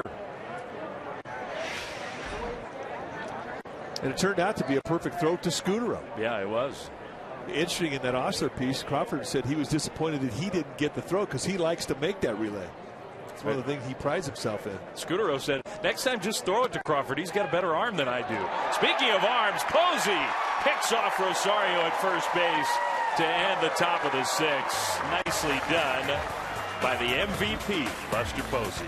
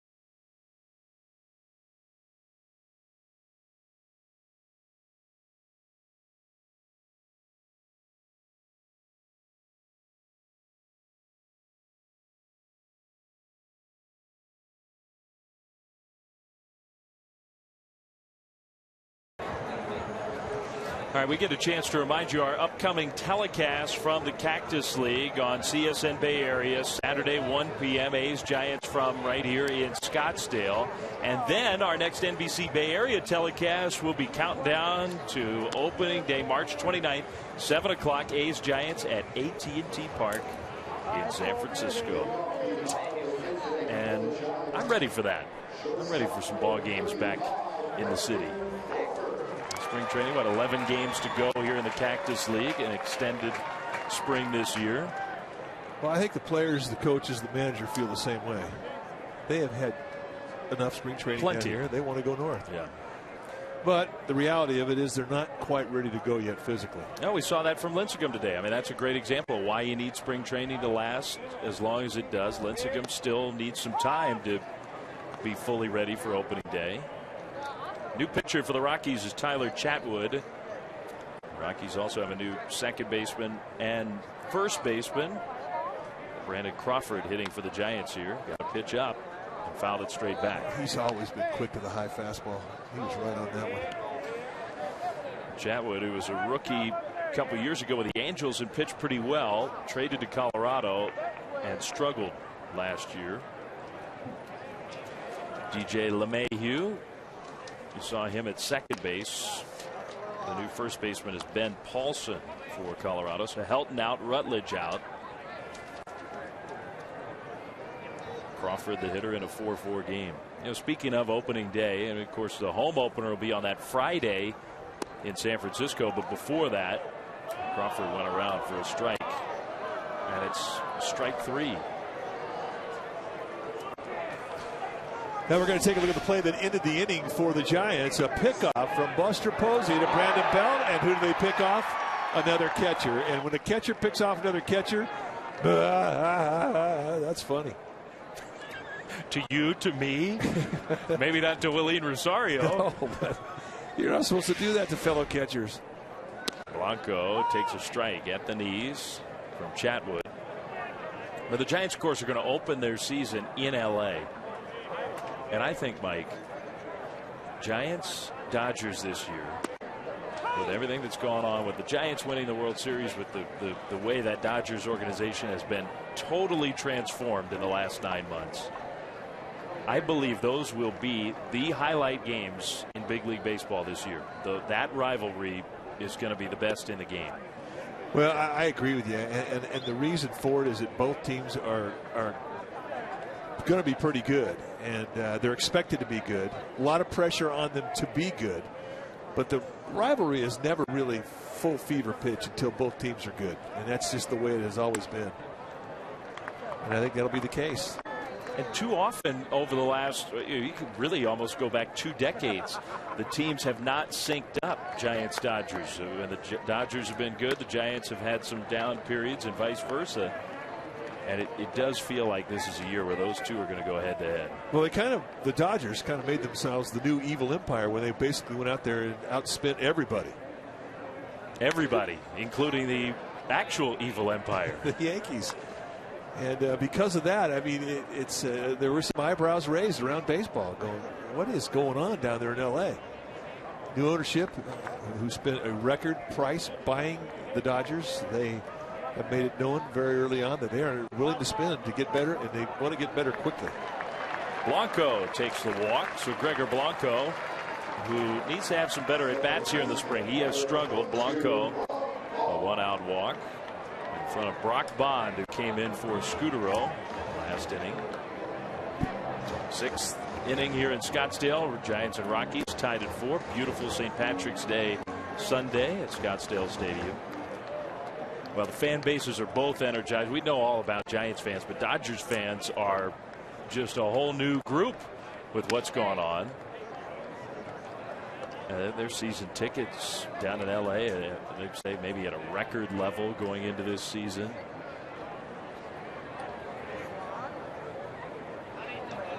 You figure the pitching matchups, too, when the Giants and Dodgers go head-to-head. There goes Blanco from first. Hernandez, pretty good throw. Not quite in time. Blanco steals second base. And Kershaw, Greinke, Billingsley. Josh Beckett has looked good in the Cactus League. Apparently he's ready to have another good year. You got Capuano, you have Harang, you have Ted Lilly. The Dodgers have so many choices. And then, of course, matching up with the Giants starters. You have a marquee matchup just about every game. That's the way it should be. That's when you good. Think about it. Bring it. Kane and Kershaw on opening day in L.A. What's supposed to be Bumgarner and Zach Greinke in game 2, although Greinke's status for that one is sort of up in the air. Elbow problem this spring. Brock Bond. Ball 3. Bond's almost the perfect kind of hitter if you get a base stealer at first, because he will take pitches. He loves to work deep into a count. Draws a lot of walks.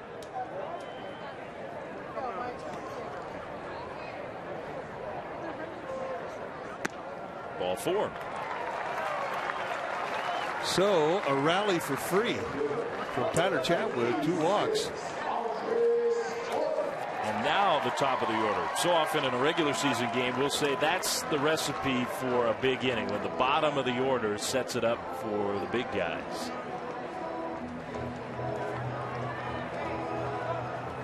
There's Torres. Andres not going to be the leadoff hitter many games, you figure, for the Giants this year. Angel Pagan is one of the few Giants left still participating in the World Baseball Classic, so he's been gone a while. In fact, he's playing tonight with Team Puerto Rico against Japan. Santiago Casilla, the other Giant, still gone. He's in the bullpen for the Dominican Republic. 2 on, 1 out. Andres out in front there, strike 2. Nice changeup from Tyler Chatwood. You always look at when things start to go weird. A guy walks a couple here and he sets up a rally because of the walks. What he starts throwing, what is the one pitch he goes to get out of a jam? He'll tell you what his bread and butter is. Chatwood, when he goes in that strike zone right now, he wants to go in there with that changeup. High 3/4 release, a little deceptive. You don't see him early. Not a tall guy. Does throw pretty hard. I mean, his fastball can reach the mid-90s. Blanco leading away from second. Torres took a close one. Ball 2. They say Chatwood's 6 feet tall, but you know I never trusted the 6 feet tall number when guys say that about their height. More often than not, they're at least an inch under it. He's a good 5'10", I'd say. Torres way up in the air to left center field. Carlos Gonzalez out number 2. Cargo sort of threw it into nobody. Pitcher's spot due up here. It's going to be Kensuke Tanaka. A 4-4 game, last of the 6th. Chatwood's got a chance to be one of their starters. The Rockies have to have better starting pitching this year. They have scrapped that whole idea about the 4-man rotation, the 75 pitches. They're back to a much more conventional makeup of their rotation. But they got to get better starting pitching. Well, they have to stay healthy. I mean, that's really what did them in last year. They lost Michael Kadire for a long time. They lost Tulowitzki for a long time. And their starting staff just got wiped out due to injury.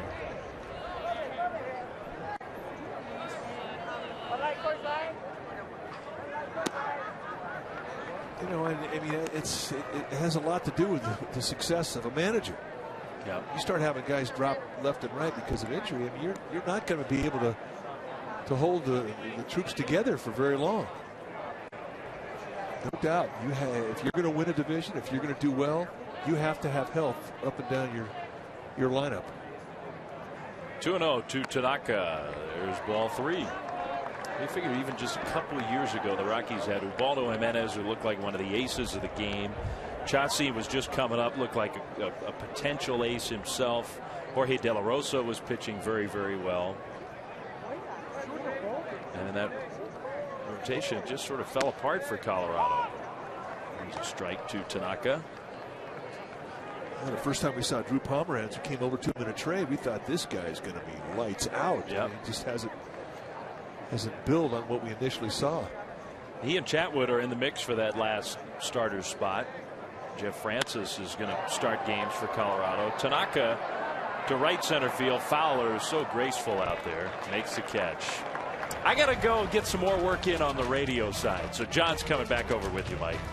Nice job, partner. 4-4.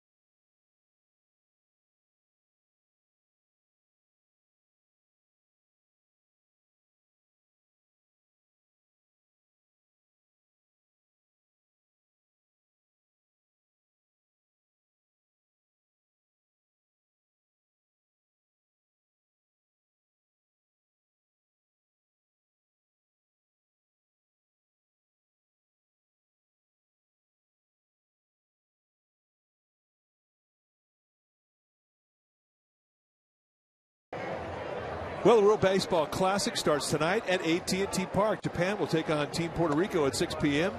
And tomorrow night, Team Netherlands takes on Team Dominican Republic. The World Baseball Classic Finals will be held at AT&T Park on Tuesday, March 19th, and there are still tickets available for all 3 games. You can go get tickets right now at sfgiants.com or at the AT&T Park box office windows. We recommend it highly. It is going to be a great 3 days of baseball back in the Bay.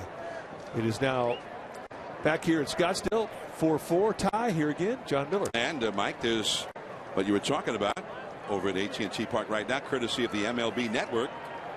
Team Puerto Rico, Team Japan, getting ready for that big game, which will be starting in about, 50 minutes or so. Here is Dexter Fowler against the Giants' new pitcher, Scott Proctor. And Proctor, the veteran right-hander, misses with ball 1. Other changes for the Giants as well that we'll add up for you here.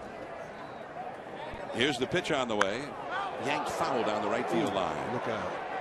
Kensuke Tanaka, who had pinch hit for the Giants' previous pitcher. There's Proctor, number 51, in the pitch. His numbers for the spring. This is a guy who not only has a lot of big league experience, he had 2 years in a row where he pitched in 83 games each year. He also had some arm problems. Last year was in South Korea. Now a curveball in there for a called strike, and it's 1-2. He became a closer in the Korean leagues, and he said he really kind of polished his splitter. Had an excellent year there. Trying to get back into the big leagues this year. That's in the dirt. No swing, says the third base umpire on the appeal. Well, when we saw Proctor with the Yankees and with the Dodgers, I mean, he was a power arm. He was a lot of hard fastballs, 95 plus, and a hard breaking ball. I don't even remember having a split. Now all of a sudden he comes back, and this spring he's really opened some eyes because of the efficiency of that pitch, and it has totally given him a new look. 2-2 the count. There's a breaking ball into center. The new center fielder, Gregor Blanco. There is one away. Blanco moving from left field to center field. And it was Gillespie who has gone into left field now. So those are the only changes for the Giants since the previous inning. Here is DJ LeMahieu. Up for the first time, LeMahieu, who entered the game in the last of the 6th for the Rockies, replacing Rutledge at second. He was a Cub last year. He's a big guy. Right there on the outside, 93-mile-an-hour fastball for a strike. And with good location. 4-4 the score. The wind is picked up again, blowing straight out towards center field here in the desert. The shadows starting to advance across home plate now. There's another breaking ball that is whacked into left center for a base hit. Blanco over to pick it up. And now Carlos Gonzalez will come in. There you see the shadows. We have the late afternoon game here, which you don't ordinarily get. And so we're getting those long shadows of the late afternoon in this one. See, there's one thing that they almost never get to work on in spring training. Yeah, dealing with shadows coming across the infield. They love to do that. Hitters especially. Oh, yeah. One of their favorite things. Carlos Gonzalez has walked and scored a run, flied out deep to right center, and grounded out, knocking in a run. He's 0 for 2. A run scored, a run batted in. That's a very productive 0 for 2. He takes a ball. He also set up another run. He got that ground out back in the 5th inning, knocking in a run from third, and knocked the other runner over to third, where he scored, or from where he scored on a fly ball by Tulowitzki. So nice situational hitting there for Cargo. That's called strike. Although I always think when the guy's big, one of the big guys in the lineup, the big home run RBI guy like Gonzalez is and Tulowitzki is, he's not being paid to hit situational ground balls and move runners up and whatnot. I always remember Reggie Jackson's line about that. Joe Torre asked him when they were doing the Angel games on TV together. He says, now, Reg, you ever go up there thinking a spot like this, nobody out, runner at second, I got to get this guy over to third? And he says, Joe, I always looked at it this way. I was the chauffeur. I'm saying to that guy at second base, hop in, partner, I'm going to drive you home. Deep second, and Brock Bond in the general vicinity. Nobody's going to advance a base on that one. It's almost as if he said, well, I can't throw this guy out, so I'm just going to nail him. That's kind of what happened. I mean, this ball takes a nasty bounce. He does a good job of spearing it. Ouch. And had he made a more accurate throw to Brandon Crawford, they probably would have had him. But, hey, maybe somewhere in his career, maybe the minor leagues, he ticked him off, and there was a chance to get even, and he just got him. Mayhew, I remember him. So that'll be scored as an infield hit for Carlos Gonzalez. But it doesn't really help Brock Bond's case, showing that he's a guy the Giants could look at as a utility infielder. There's a breaking ball for a strike to Troy Tulowitzki, the big cleanup man of the Rockies. Well, it was half a good play. Nice pickup. Yeah, I mean, it was. That was not an easy pickup. Tulowitzki, who has doubled home a run, flied out deep to right and hit a sacrifice fly to right. 1 for 2. He's knocked in 2 runs. It's 4-4. He's got 2 men on here with 1 out. Somebody in the dugout will say, in regards to that play by Brock Bond, $1 million play and a 10-cent throw. 0-2 the count. That was that two-seam fastball that started off the outside. You saw that movement coming right back over the plate. Nicely thrown by Proctor. Kadire, another right-handed hitter, is on deck. Was that move legal by Proctor? Well, I think there was timeout called, but okay. No, it was not. He spun to his right as if he were going to throw to first base. All right, so timeout. Didn't count. Here's, again, the 0-2 pitch. There's strike 3 call. 92 to him. I mean, we talk about knee-high pain on the outside corner. Tulowitzki not happy with the call. But what we have seen from Adam Schwartz, the plate umpire, is he does have some width on both sides of the plate with the strike zone. It looked like Buster Posey wanted the high fastball above the letters. He was starting to stand up for the target. And it goes right down across the knees on the outside corner. And Tulowitzki sent back a absent pine meat. So that's a big batter to get. Here's another tough veteran hitter, Michael Kadire. 2 on, 2 out. Ball 1. Spring training, you see a guy who's probably getting 4 ABs in a game for about the first or maybe the second time all spring. After a couple of strikeouts, what does a good hitter do in his next at bat? We'll find out here. Well, that's low again. 2-0. He doubled home a run his first time, but then Lincecum struck him out in the third, and Chiarte, the rookie, the side armor, struck him out in the 5th. But he got things in his favor now. Hitters count. 2 balls, no strikes. Big pitch here for Proctor with 2 men already on. His hit deep into center. Blanco looks up. High off the hitter's backdrop. 1 run is in.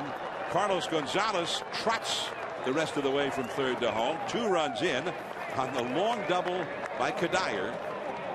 And he did not miss that one, hitting it above the 430-foot mark.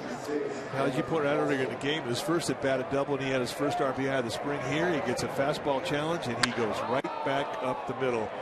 And folks, this ball was scalded way up the green monster. He almost knocked it out of here. So that's what good hitters do when they have a couple of strikeouts. They grind. Nice at bat. Now here is Paulson. He fouls one out of play. Paulson went in the 6th inning to replace Todd Helton at first base. So this is his first plate appearance. Ben Paulson, big guy. And he's done really well this spring, 474 average. High fly ball, right center, up into the wind. Hunter Pence. But 2 runs for the Rockies against Scott Proctor. 6-4. Colorado. Pence, Posey, and Belt coming up.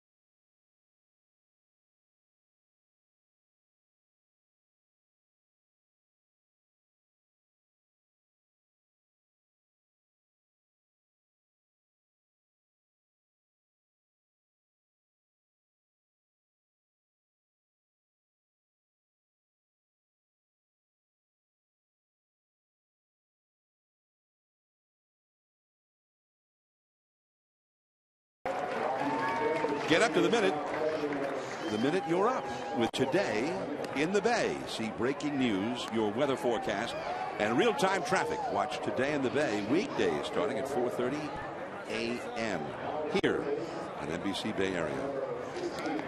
Mike Krukow, if you're having a hard time getting up at 4:30, Mike will call you. Yes, I will. The score 6-4. The Rockies back ahead. Each time the Rockies have had a 2-run inning. Previously, the Giants have responded with a 2-run inning of their own. Tyler Chatwood back to work here. There's some changes behind him for the Rockies. With Reed Brignac now in at third base in place of Nelson. A new shortstop, Jonathan Herrera, replacing Tulowitzki. A new catcher is also in there, Gustavo Molina, replacing Ramon Hernandez. Here is Chatwood throwing a called strike to Hunter Pence.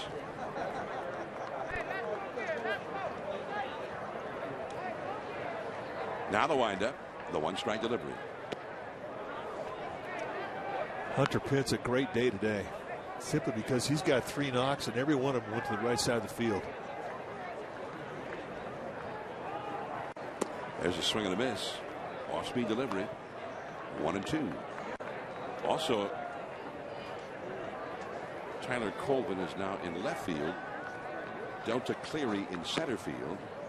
And Kent Mathis in right field for the Rockies. You got that? Oh, yeah. What? Riding feverishly.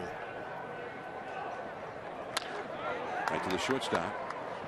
And the new shortstop, Herrera, just got him. Pence really hustling up the line. But he still got him. 1 away, and Buster Posey will bat. Can you hear this thing that Hunter Pence, he described this new diet that he's on. That he feels is going to help him maximize his athleticism. The paleo diet. You heard about that? My daughter's been on the paleo diet for a year. And how's she doing? Great. She loves it. Here's the pitch now to Posey in there for a called strike, and it's 0-1. Posey has doubled home run. He hit a double to right center in the first inning. Has grounded to short and popped up to second since then. 6-4 Colorado. Curveball. There's the second baseman LeMahieu. And Posey is promptly retired. 2 down. And Brandon Belt will come up. But I guess it's the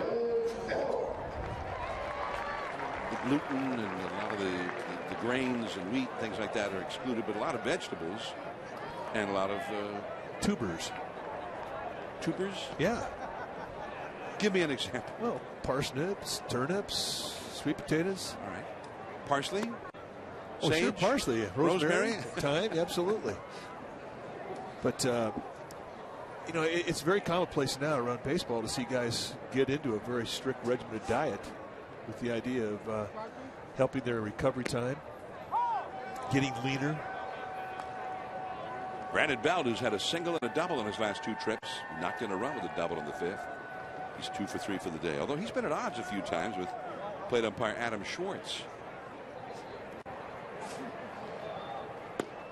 Down and in, 2-1. Hunter Pence, if you get a chance to watch this guy work out, it stays with you because it's intense. I mean, he gets after it, and it's every day. Now, when he joined the Giants, I mean, he got off a plane. The first thing he did was go up and work out before he addressed the press. And it's not uncommon for him to go out and play a 14-inning extra inning game, and when it's over, go work out. And his workout is not just like a 30-minute see ya. I mean, he gets after it. It's at least an hour and 15, hour and a half. It's in incredible shape. He's definitely committed to being as good as he could possibly be. And as you mentioned earlier in the telecast, he was not happy with his performance for the Giants last year. Certainly happy that they won the World Series. He was a big part of it, without question. But he feels like he didn't really show Giants fans Hunter Pence at his best. That's exactly right. And he really is on a mission this year. And he figures he has 1 year to prove to the Giants that he is worthy of a contract to come back because he wants to stay here. Pence is from Fort Worth, Texas. And as a kid, he told his dad he wanted to be a ball player. And his dad basically told him, well, you prove to me that you mean it, because there's a lot of work involved. Prove to me that you'll do that work. And he did. And then his dad, and these were not wealthy people either, but they did whatever it took to make sure he got to his games in all these different areas around the Dallas-Fort Worth Metroplex area, as they call it, and had the equipment with which to work. 3-2 the count. And it's off the outside. That's Brandon Belt, the kind of a plate appearance you kind of associate with Belt. He's going to be very particular about pitches he swings at. He's going to take you into a deep count. He had a 360 on base average for the Giants, even though his batting average was only around 270 last year. Well, that's how you become a good hitter. Know the strike zone, number one. Get good pitches to hit. Here is Gillespie up for the first time, with Belt running, and Belt steals it.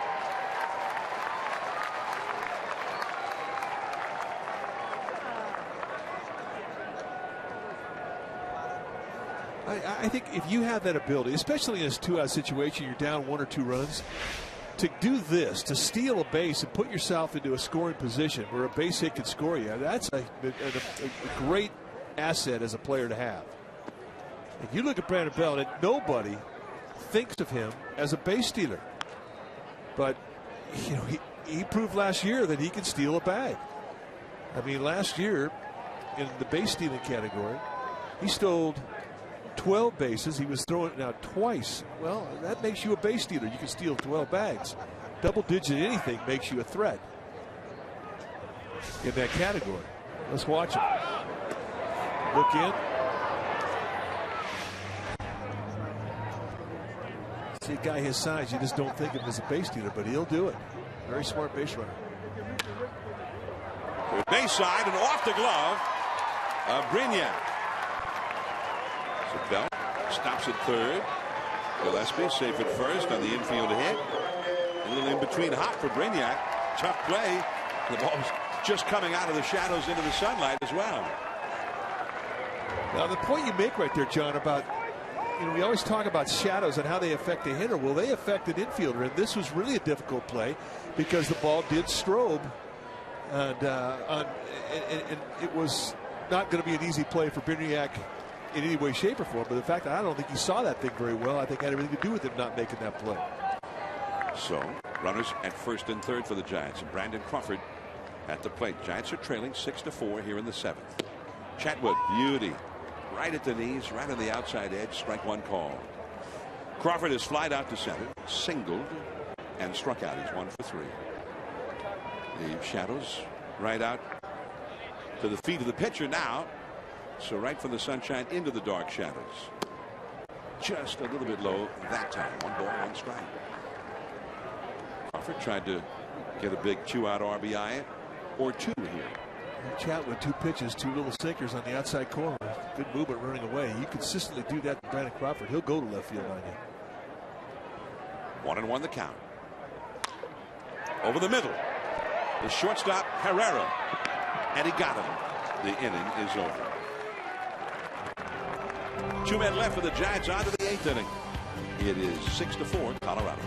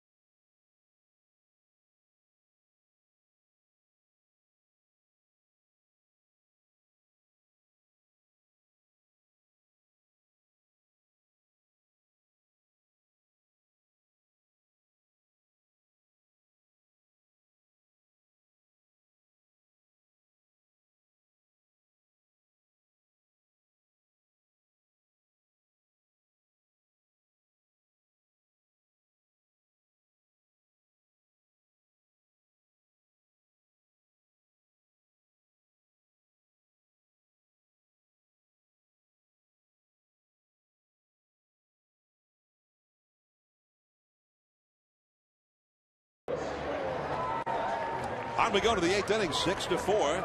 The Rockies leading the Giants. And Hunter Pence has had an excellent day with the bat. 2 singles, a double, and he's out of the game now, Hunter. And now tell us about, we're thinking, hey, pretty good day. You hit that first double into the gap in right center. We thought that was something you had to be happy about. How do you see the day? Well, there's still a game going on, John. So, I'm still rooting for my guys. We're trying to get up here. And, but at the end of the day, as far as the process, feel pretty good. Well, let's talk about that process. As you put together a strike zone and start to get your eye to the strike zone as a hitter, you also like to use the whole field. And 3 of your hits today on the right side of second base, I think that's progress.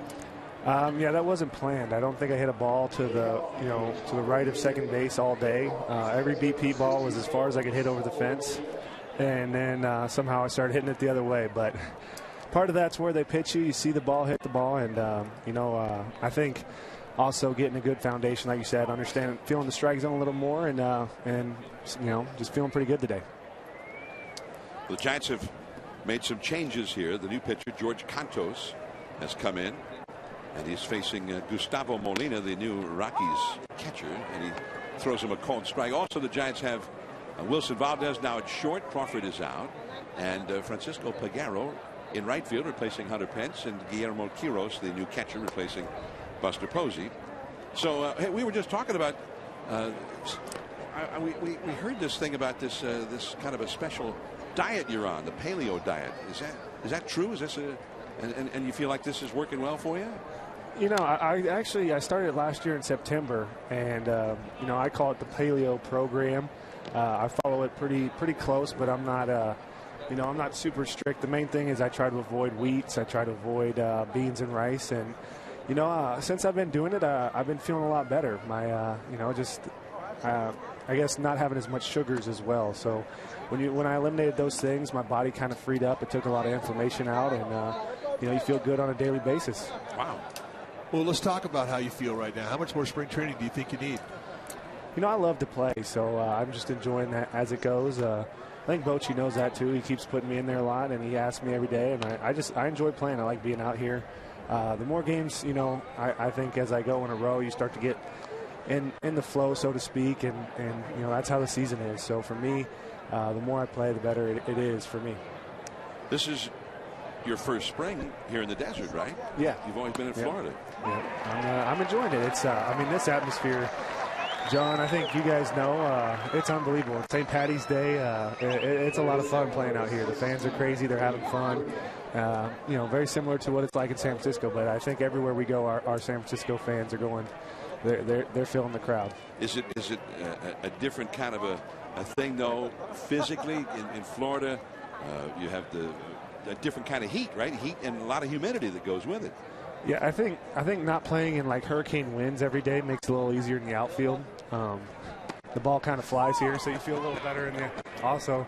But yeah, typically in Florida, that's what I think I've noticed the most is it's a little easier to get your confidence on defense because you're not having to deal with it feels like 20 to 30 mile an hour winds every day, and so that's kind of nice.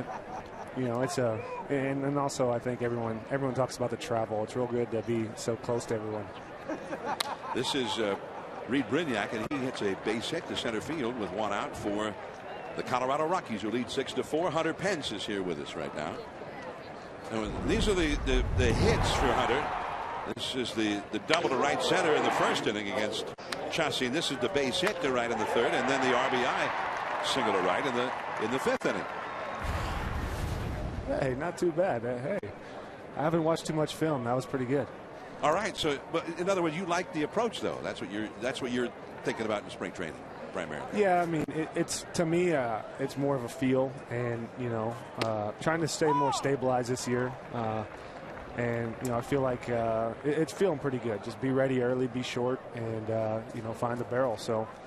Every year you're constantly learning. I don't think anyone, no one believes they've ever perfected this game. We're all trying to get better. So, I just enjoy playing, enjoy the obstacles and the challenge, and love playing with these guys. It's a fun team, fun clubhouse. So, yeah, I've really enjoyed spring training so far. Hunter, you've been pretty blessed in your career. You got to play in 3 great cities: Houston, when you came up to the big leagues, and you went over to Philadelphia, and in San Francisco. How are Giants fans different from the fans in Houston and in Philadelphia? Come on, Kruko. Come on. Why are you going to try to make me compare something like that? Man, every baseball fan that's ever rooted for me, I couldn't be more grateful for. You guys are all the best. Every fan is the best. Well, let's put it this way. It doesn't want you to compare them. Just who's the best? They're all the best. If you're a fan of baseball, we love you. So you are going to be a politician. Even when you're cursing us, we love you guys. Because if you weren't, if it wasn't, if that wasn't happening, we wouldn't have a game. And that's what the sport's about. It's about having fun, having a little something to heckle, and competing against each other. I mean, when people think of you, they think that Hunter Pence, he's so intense.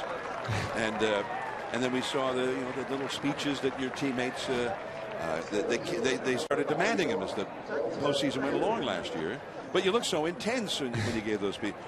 Is that who you are? Are you that kind of an intense guy? Am I that intense? At that moment, the playoffs makes you do crazy things, and with your back against the wall, I just kind of lost my mind. I don't know what happened. But it was good. It worked. We loved it, and we came together. It was one of the most crazy rides I've ever been a part of, and I think we grew strong because we came together. And that's pretty cool. It's hard to talk and watch that at the same time. Well, it was your first off season as a world champion. Was it different than your other off seasons?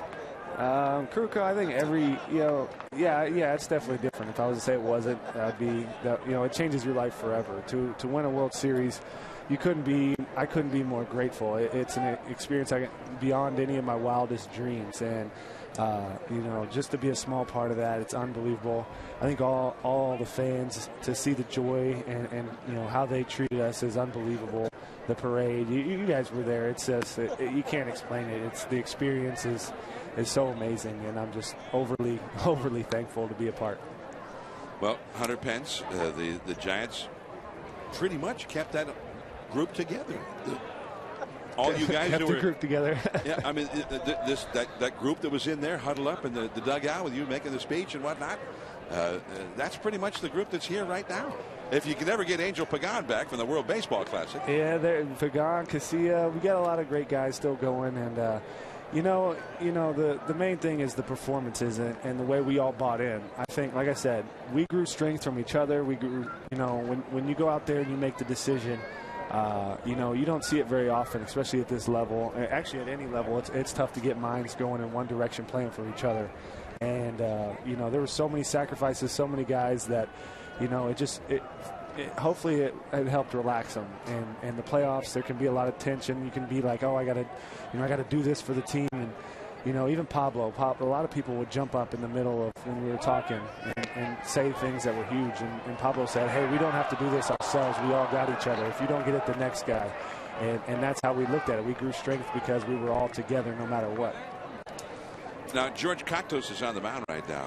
And Matt Cain told me that during the postseason, Contos was maybe louder and wilder than any fan rooting you guys on from the bullpen. Is that true? Did you hear him out there? Yeah, I mean, Contos, he's got that Spartan on his glove. He is intense. If I was to say, and that's a base hit to right. Peguero, who's got the very strong arm. The runner's heading home. The throw a little bit offline, and he scores.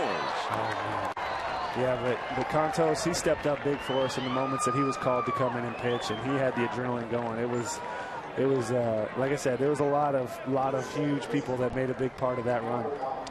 Well, the memories are still very fresh in everyone's minds, but Hunter, and I know that, and we were talking about this a little bit earlier, that you had made the comment in the offseason that you're sort of a man on a mission because you feel like that you didn't show Giants fans what it is that you're really all about, that wasn't Hunter Pence at his best last year.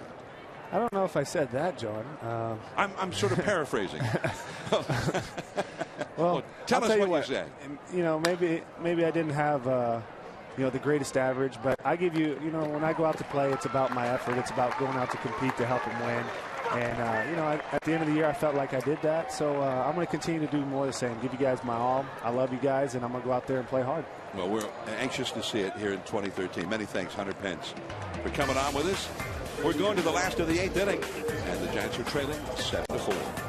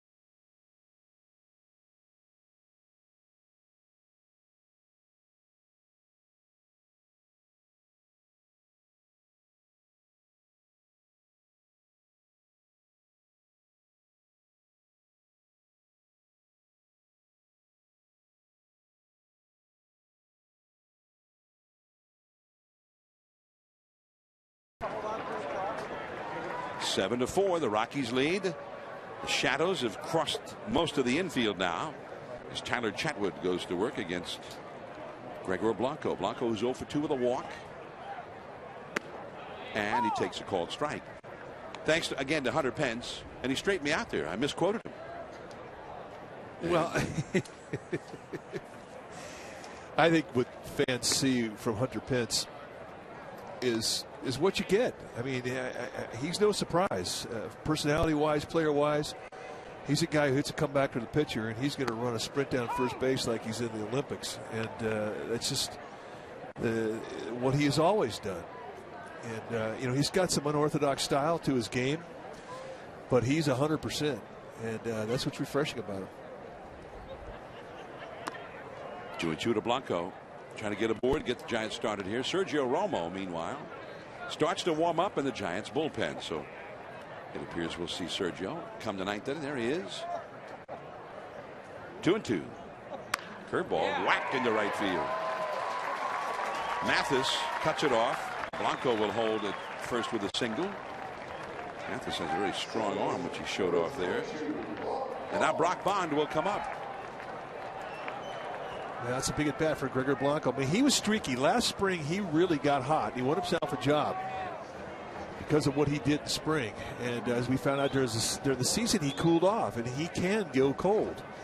And this year in spring training, he has not swung the bat well consistently. He needs to get it going.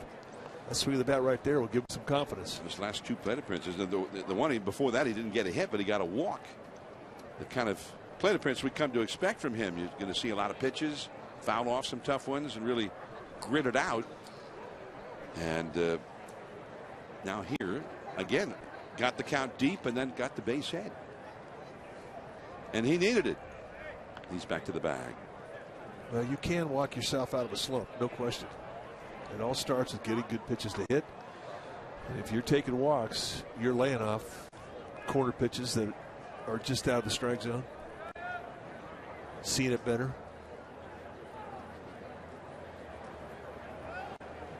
Bond takes 2 high, ball 1. Bond walked against Chatwood in his first plate appearance of the day. That was back in the 6th inning. Bond was already sent out. He was one of the 21 cuts the Giants made a couple of days ago. There's a foul off the left field line. A couple of days ago when they did send out 21 guys, I mean, those are not big surprises. Those are not cuts that are that painful to the guys that get sent out. For the most part, these guys know that their year is going to start in the minor leagues. All those guys that got sent out, basically, they're all going to have jobs. It's the next round of cuts that start to become difficult for the manager. There goes Blanco. And Molina's throw. He got him. Nice throw by Gustavo Molina. Blanco, who stole second back in the 6th inning, but is not able to repeat that here. Well, perfect mechanics from Gustavo Molina. Watch the high release. He goes right over the top. Nice straight throw. Boom. And it's a perfect strike and an easy tag there for DJ LeMahieu. 2-2 now to Bond.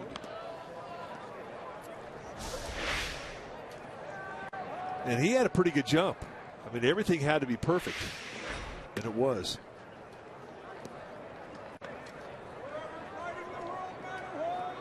Each team with 11 hits. Sellout crowd today at Scottsdale Stadium. 11,756. That's right along the third base line. Extra bases. Tyler Colvin tracks it down. Bond digging for second. And he does get the extra base hit.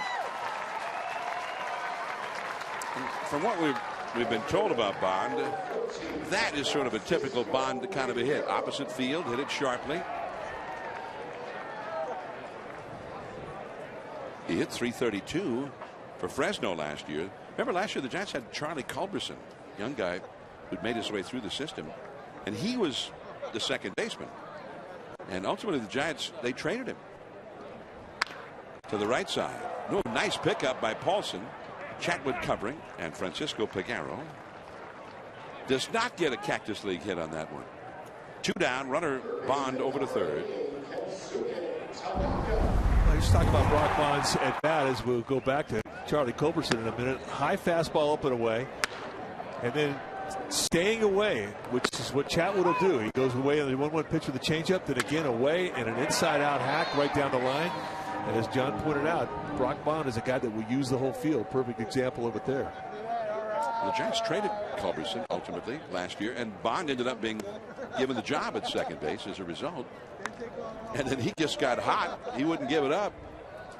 And he ultimately had enough plate appearances to qualify for the league leading hitters. .332 average, among the best in the Coast League. Tanaka hits a foul off the left field line. Tanaka flied out to right center in the 6th inning. In his only other at bat, he's 0 for 1. Oh yeah, psyched. Souvenir.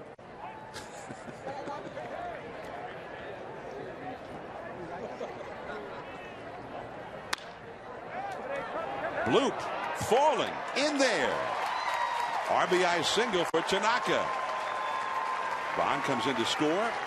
7-5, Colorado. Now that outfield was playing pretty deep for Tanaka, and that's why that one fell in. That would not be the way an outfield that's seen him play would normally play it. You know, once they get a book on you, the first thing they'll do is they start jamming you. And a guy who doesn't have a lot of power is not going to get any blue pits.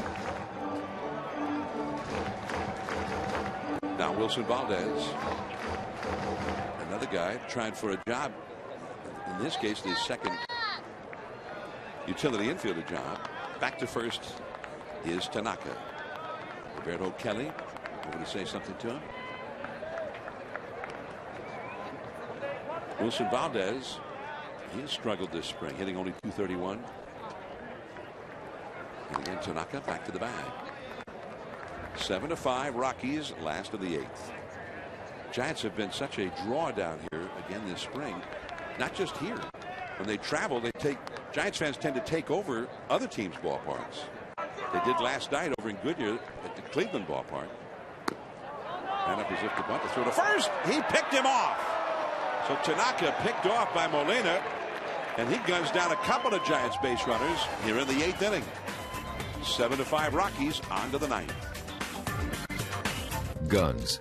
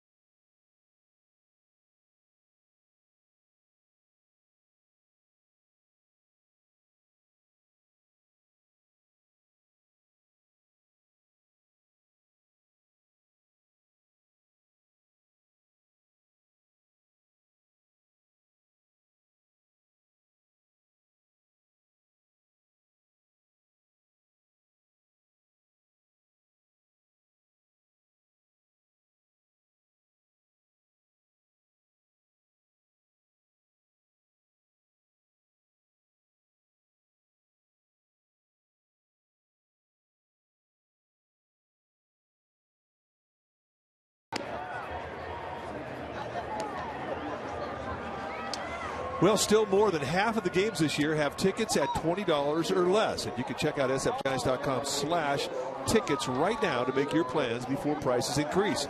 Buy early and save to see teams like the Phillies and the Nationals in May or the Brewers in August. Single game tickets are going fast, so grab your tickets now at sfgiants.com/tickets.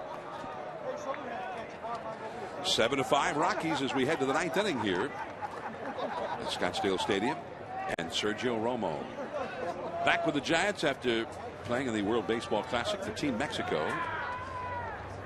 Romo with a much reduced beard. Can't really call that a beard, can you? Or a ooh, goatee? Goatee, there we go. Sporting a goat. He looks good. He's in great shape. Very optimistic coming into this year, as you would expect him to be. At second base, this is Bond. He throws out. Tyler Colvin, the leadoff man for the Rockies here in the ninth. His first plate appearance is quickly gone. Romo now a 4-pitch guy. He'll throw 2 types of fastball, a 4-seam and 2-seam fastball. Of course, the disappearing slider, the no-dot slider, which is his signature pitch, and a changeup. He believes very strongly in now. Jonathan Herrera up for the first time, and a strike at the knees. It's 0-1. Today, in the Cactus League, with the Giants getting another sellout here, more than 81,000 tickets sold here in the Phoenix area for Major League Baseball exhibitions on the same day. Yesterday and last night, over 84,000.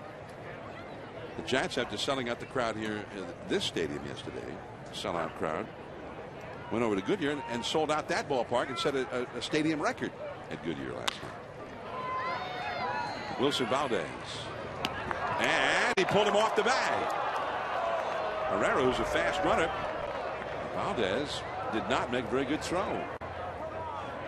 Now, because of the speed that Herrera has, I think there was a little bit of hurry to Valdez's effort. He set his feet very quickly, didn't take a shuffle step that was very big. Just sort of goosed it over there. So kind of a costly error.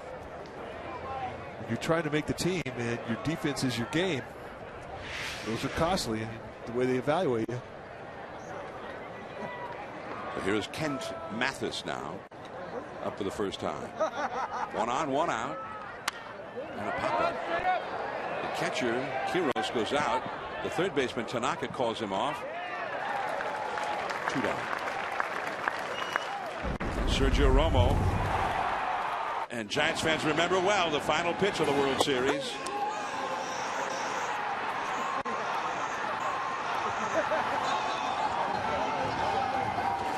And the celebration began in Detroit for the Giants. Yeah, that was fun. Sergio Romo, Buster Posey called for a slider. And Romo shook him off and threw that fastball. And it was the right pitch because it was the last thing Cabrera apparently thought was ever going to happen. There's Ryan Lawless over for the minor league camp now in center field.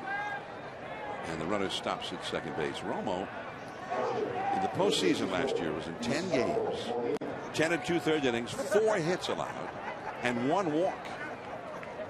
And once he got into that last stretch against the Cardinals and the Tigers, he never allowed another base run. He was just phenomenal in the biggest games that anyone will ever pitch. At that level, in those games. Here now is Gustavo Molina, and a foul back of the screen. Molina struck out back in the 8th. But Romo, Bruce Bochy, when he saw that pitch, that fastball to the best hitter in the game, Miguel Cabrera, right down the middle. Yes. Said he told Sergio after, next time you decide to throw a fastball right down the middle to the best hitter in the game, tell me earlier so I can work up a good sweat and get my heart rate, really high, get really accelerated heart rate. Well, I mean, the great hitters guess in 2-strike situations. They do. And Miguel Cabrera did not guess fastball. He was looking for that no-dot slider, the bread and butter. and he never got it. And part of that story, the backstory, is when the series started, before a game, Cabrera kind of shouted at Romo and said, "I'll be looking for that slider. Go ahead and try to get that slider by me." And that was still echoing in Sergio's mind when he said, "The heck with the slider. I'm throwing him the fastball. He's not looking for it." It was a good one.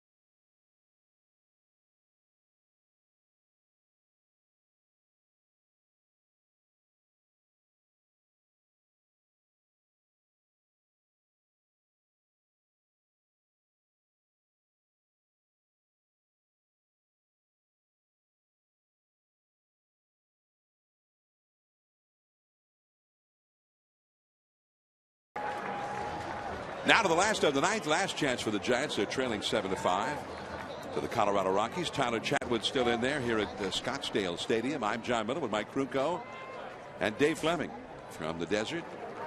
Chatwood into his fourth inning of work and a strike called to Wilson Valdez. Guillermo Quiros on deck, and then Brandon Belt due up third in the inning. Curveball.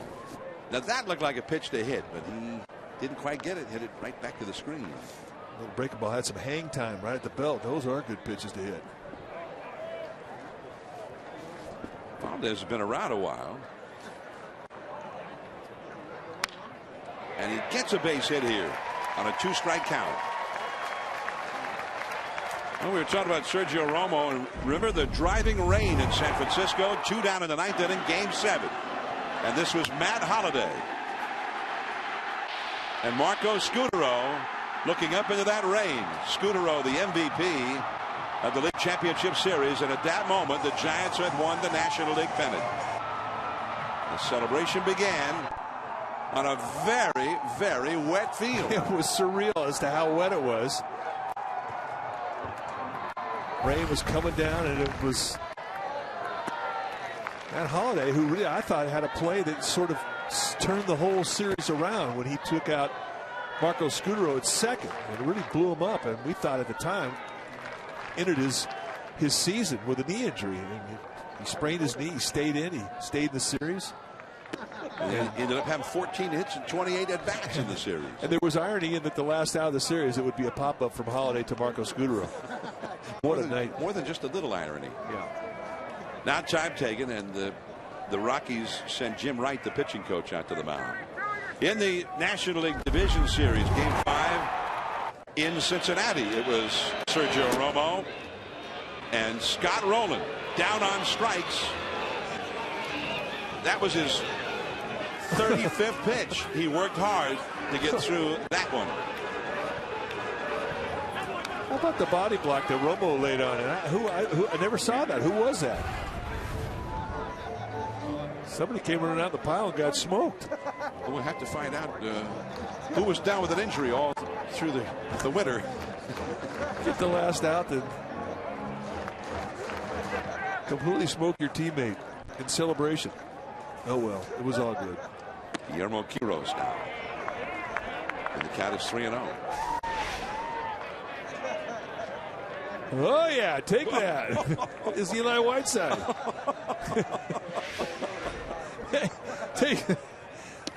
I never saw that before. Or at least never noticed it.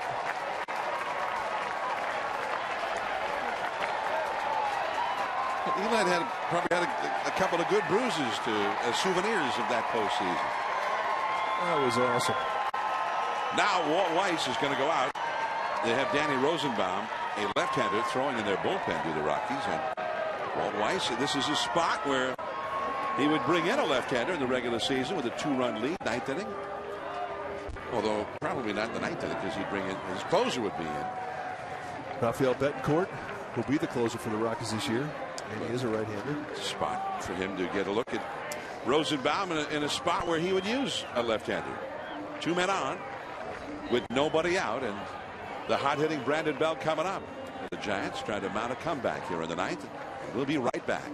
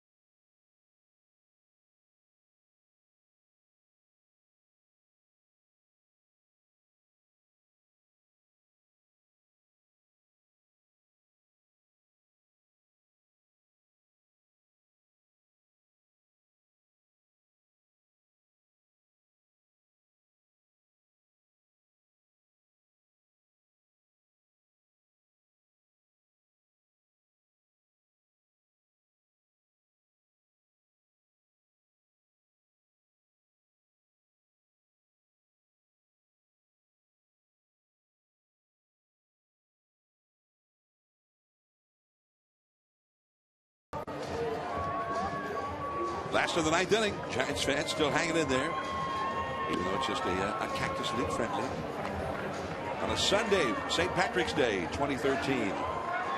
She and the little one, they've got their rally caps going.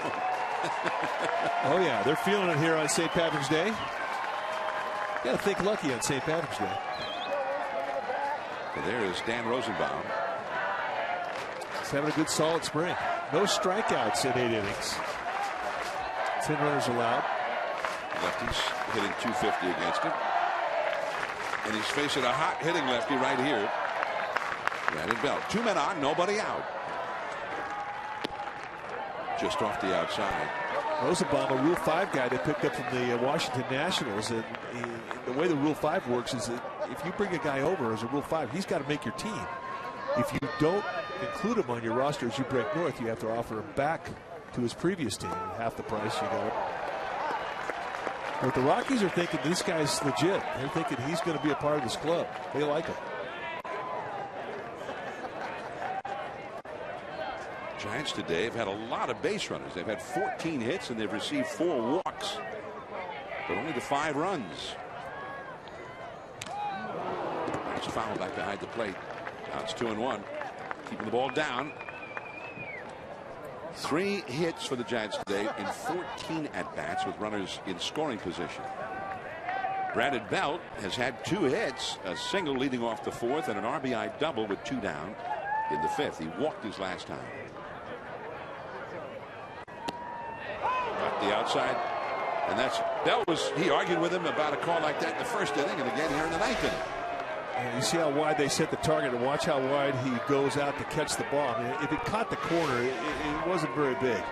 But we have noticed in Adam Schwartz, the plate umpire's strike zone, is that he does have width on both sides of the plate at the knees. 2-2, they're going out there again. Up the middle, base hit. Valdez will score. Quiros goes round to third. Brandon Belt He's had disagreements with the plate umpire today, but he's also had 3 hits and 2 RBIs. He's been on base 4 straight times.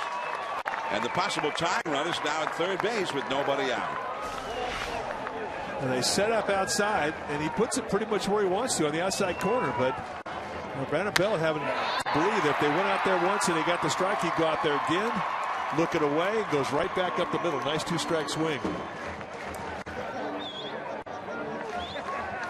Now Cole Gillespie, a right-handed hitter, will come up.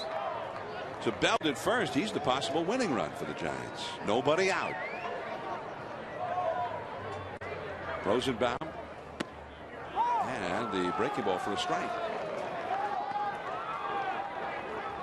Well, I think it was interesting the way you described the whole thing, because Belt was putting that together about what pitch he would be likely to throw based on what he'd seen and what the umpire was giving. And he was absolutely right. 1 ball, 1 strike to Gillespie. And the Rockies have more activity. In fact, well, now it's the Giants who have activity in the bullpen. So apparently, if this game is tied up to this inning, we're going to have extra innings, which they haven't been having this spring. 1-2 now to Gillespie. With the World Baseball Classic and all the players who have been away from all the different teams, 9 innings has generally been the limit. Giants at one time in the spring played 3 straight ties.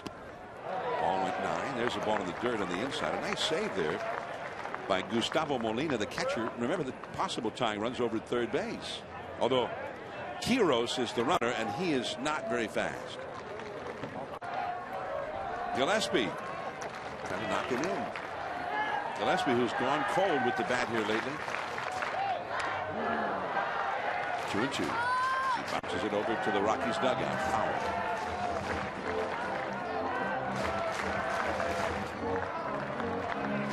Out on deck for the Giants. The pitcher due next is Adam Duvall. Is that Duvall? No, I beg your pardon. Same number as Duvall, but that's Ryan Lawless over for the minor league camp. I beg your pardon. There's a ball inside. I got a little excited because Duvall has been very impressive. Very powerful guy. Played at San Jose last year. He had a 3 RBI day yesterday, including a home run. Rockies have the infield in. 3-2 the count.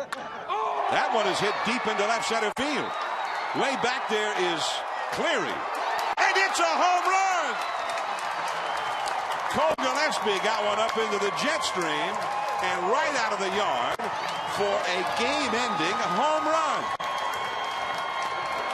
So Quiros and Belt score ahead of him, and Gillespie tags the plate. The final score, 9-7 Giants. A 4-run 9th inning. And Cole Gillespie, trying to win a spot in this club, started to heat up again. Well, that's how you leave a good impression in your manager's mind. Have a walk-off home run. And what do you say we take a look? A high hanger right at the belt. And Gillespie knew it as soon as he hit it. He goes right into a trot. And folks, it's time to go home, and that is how you have a happy St. Patrick's Day. See ya.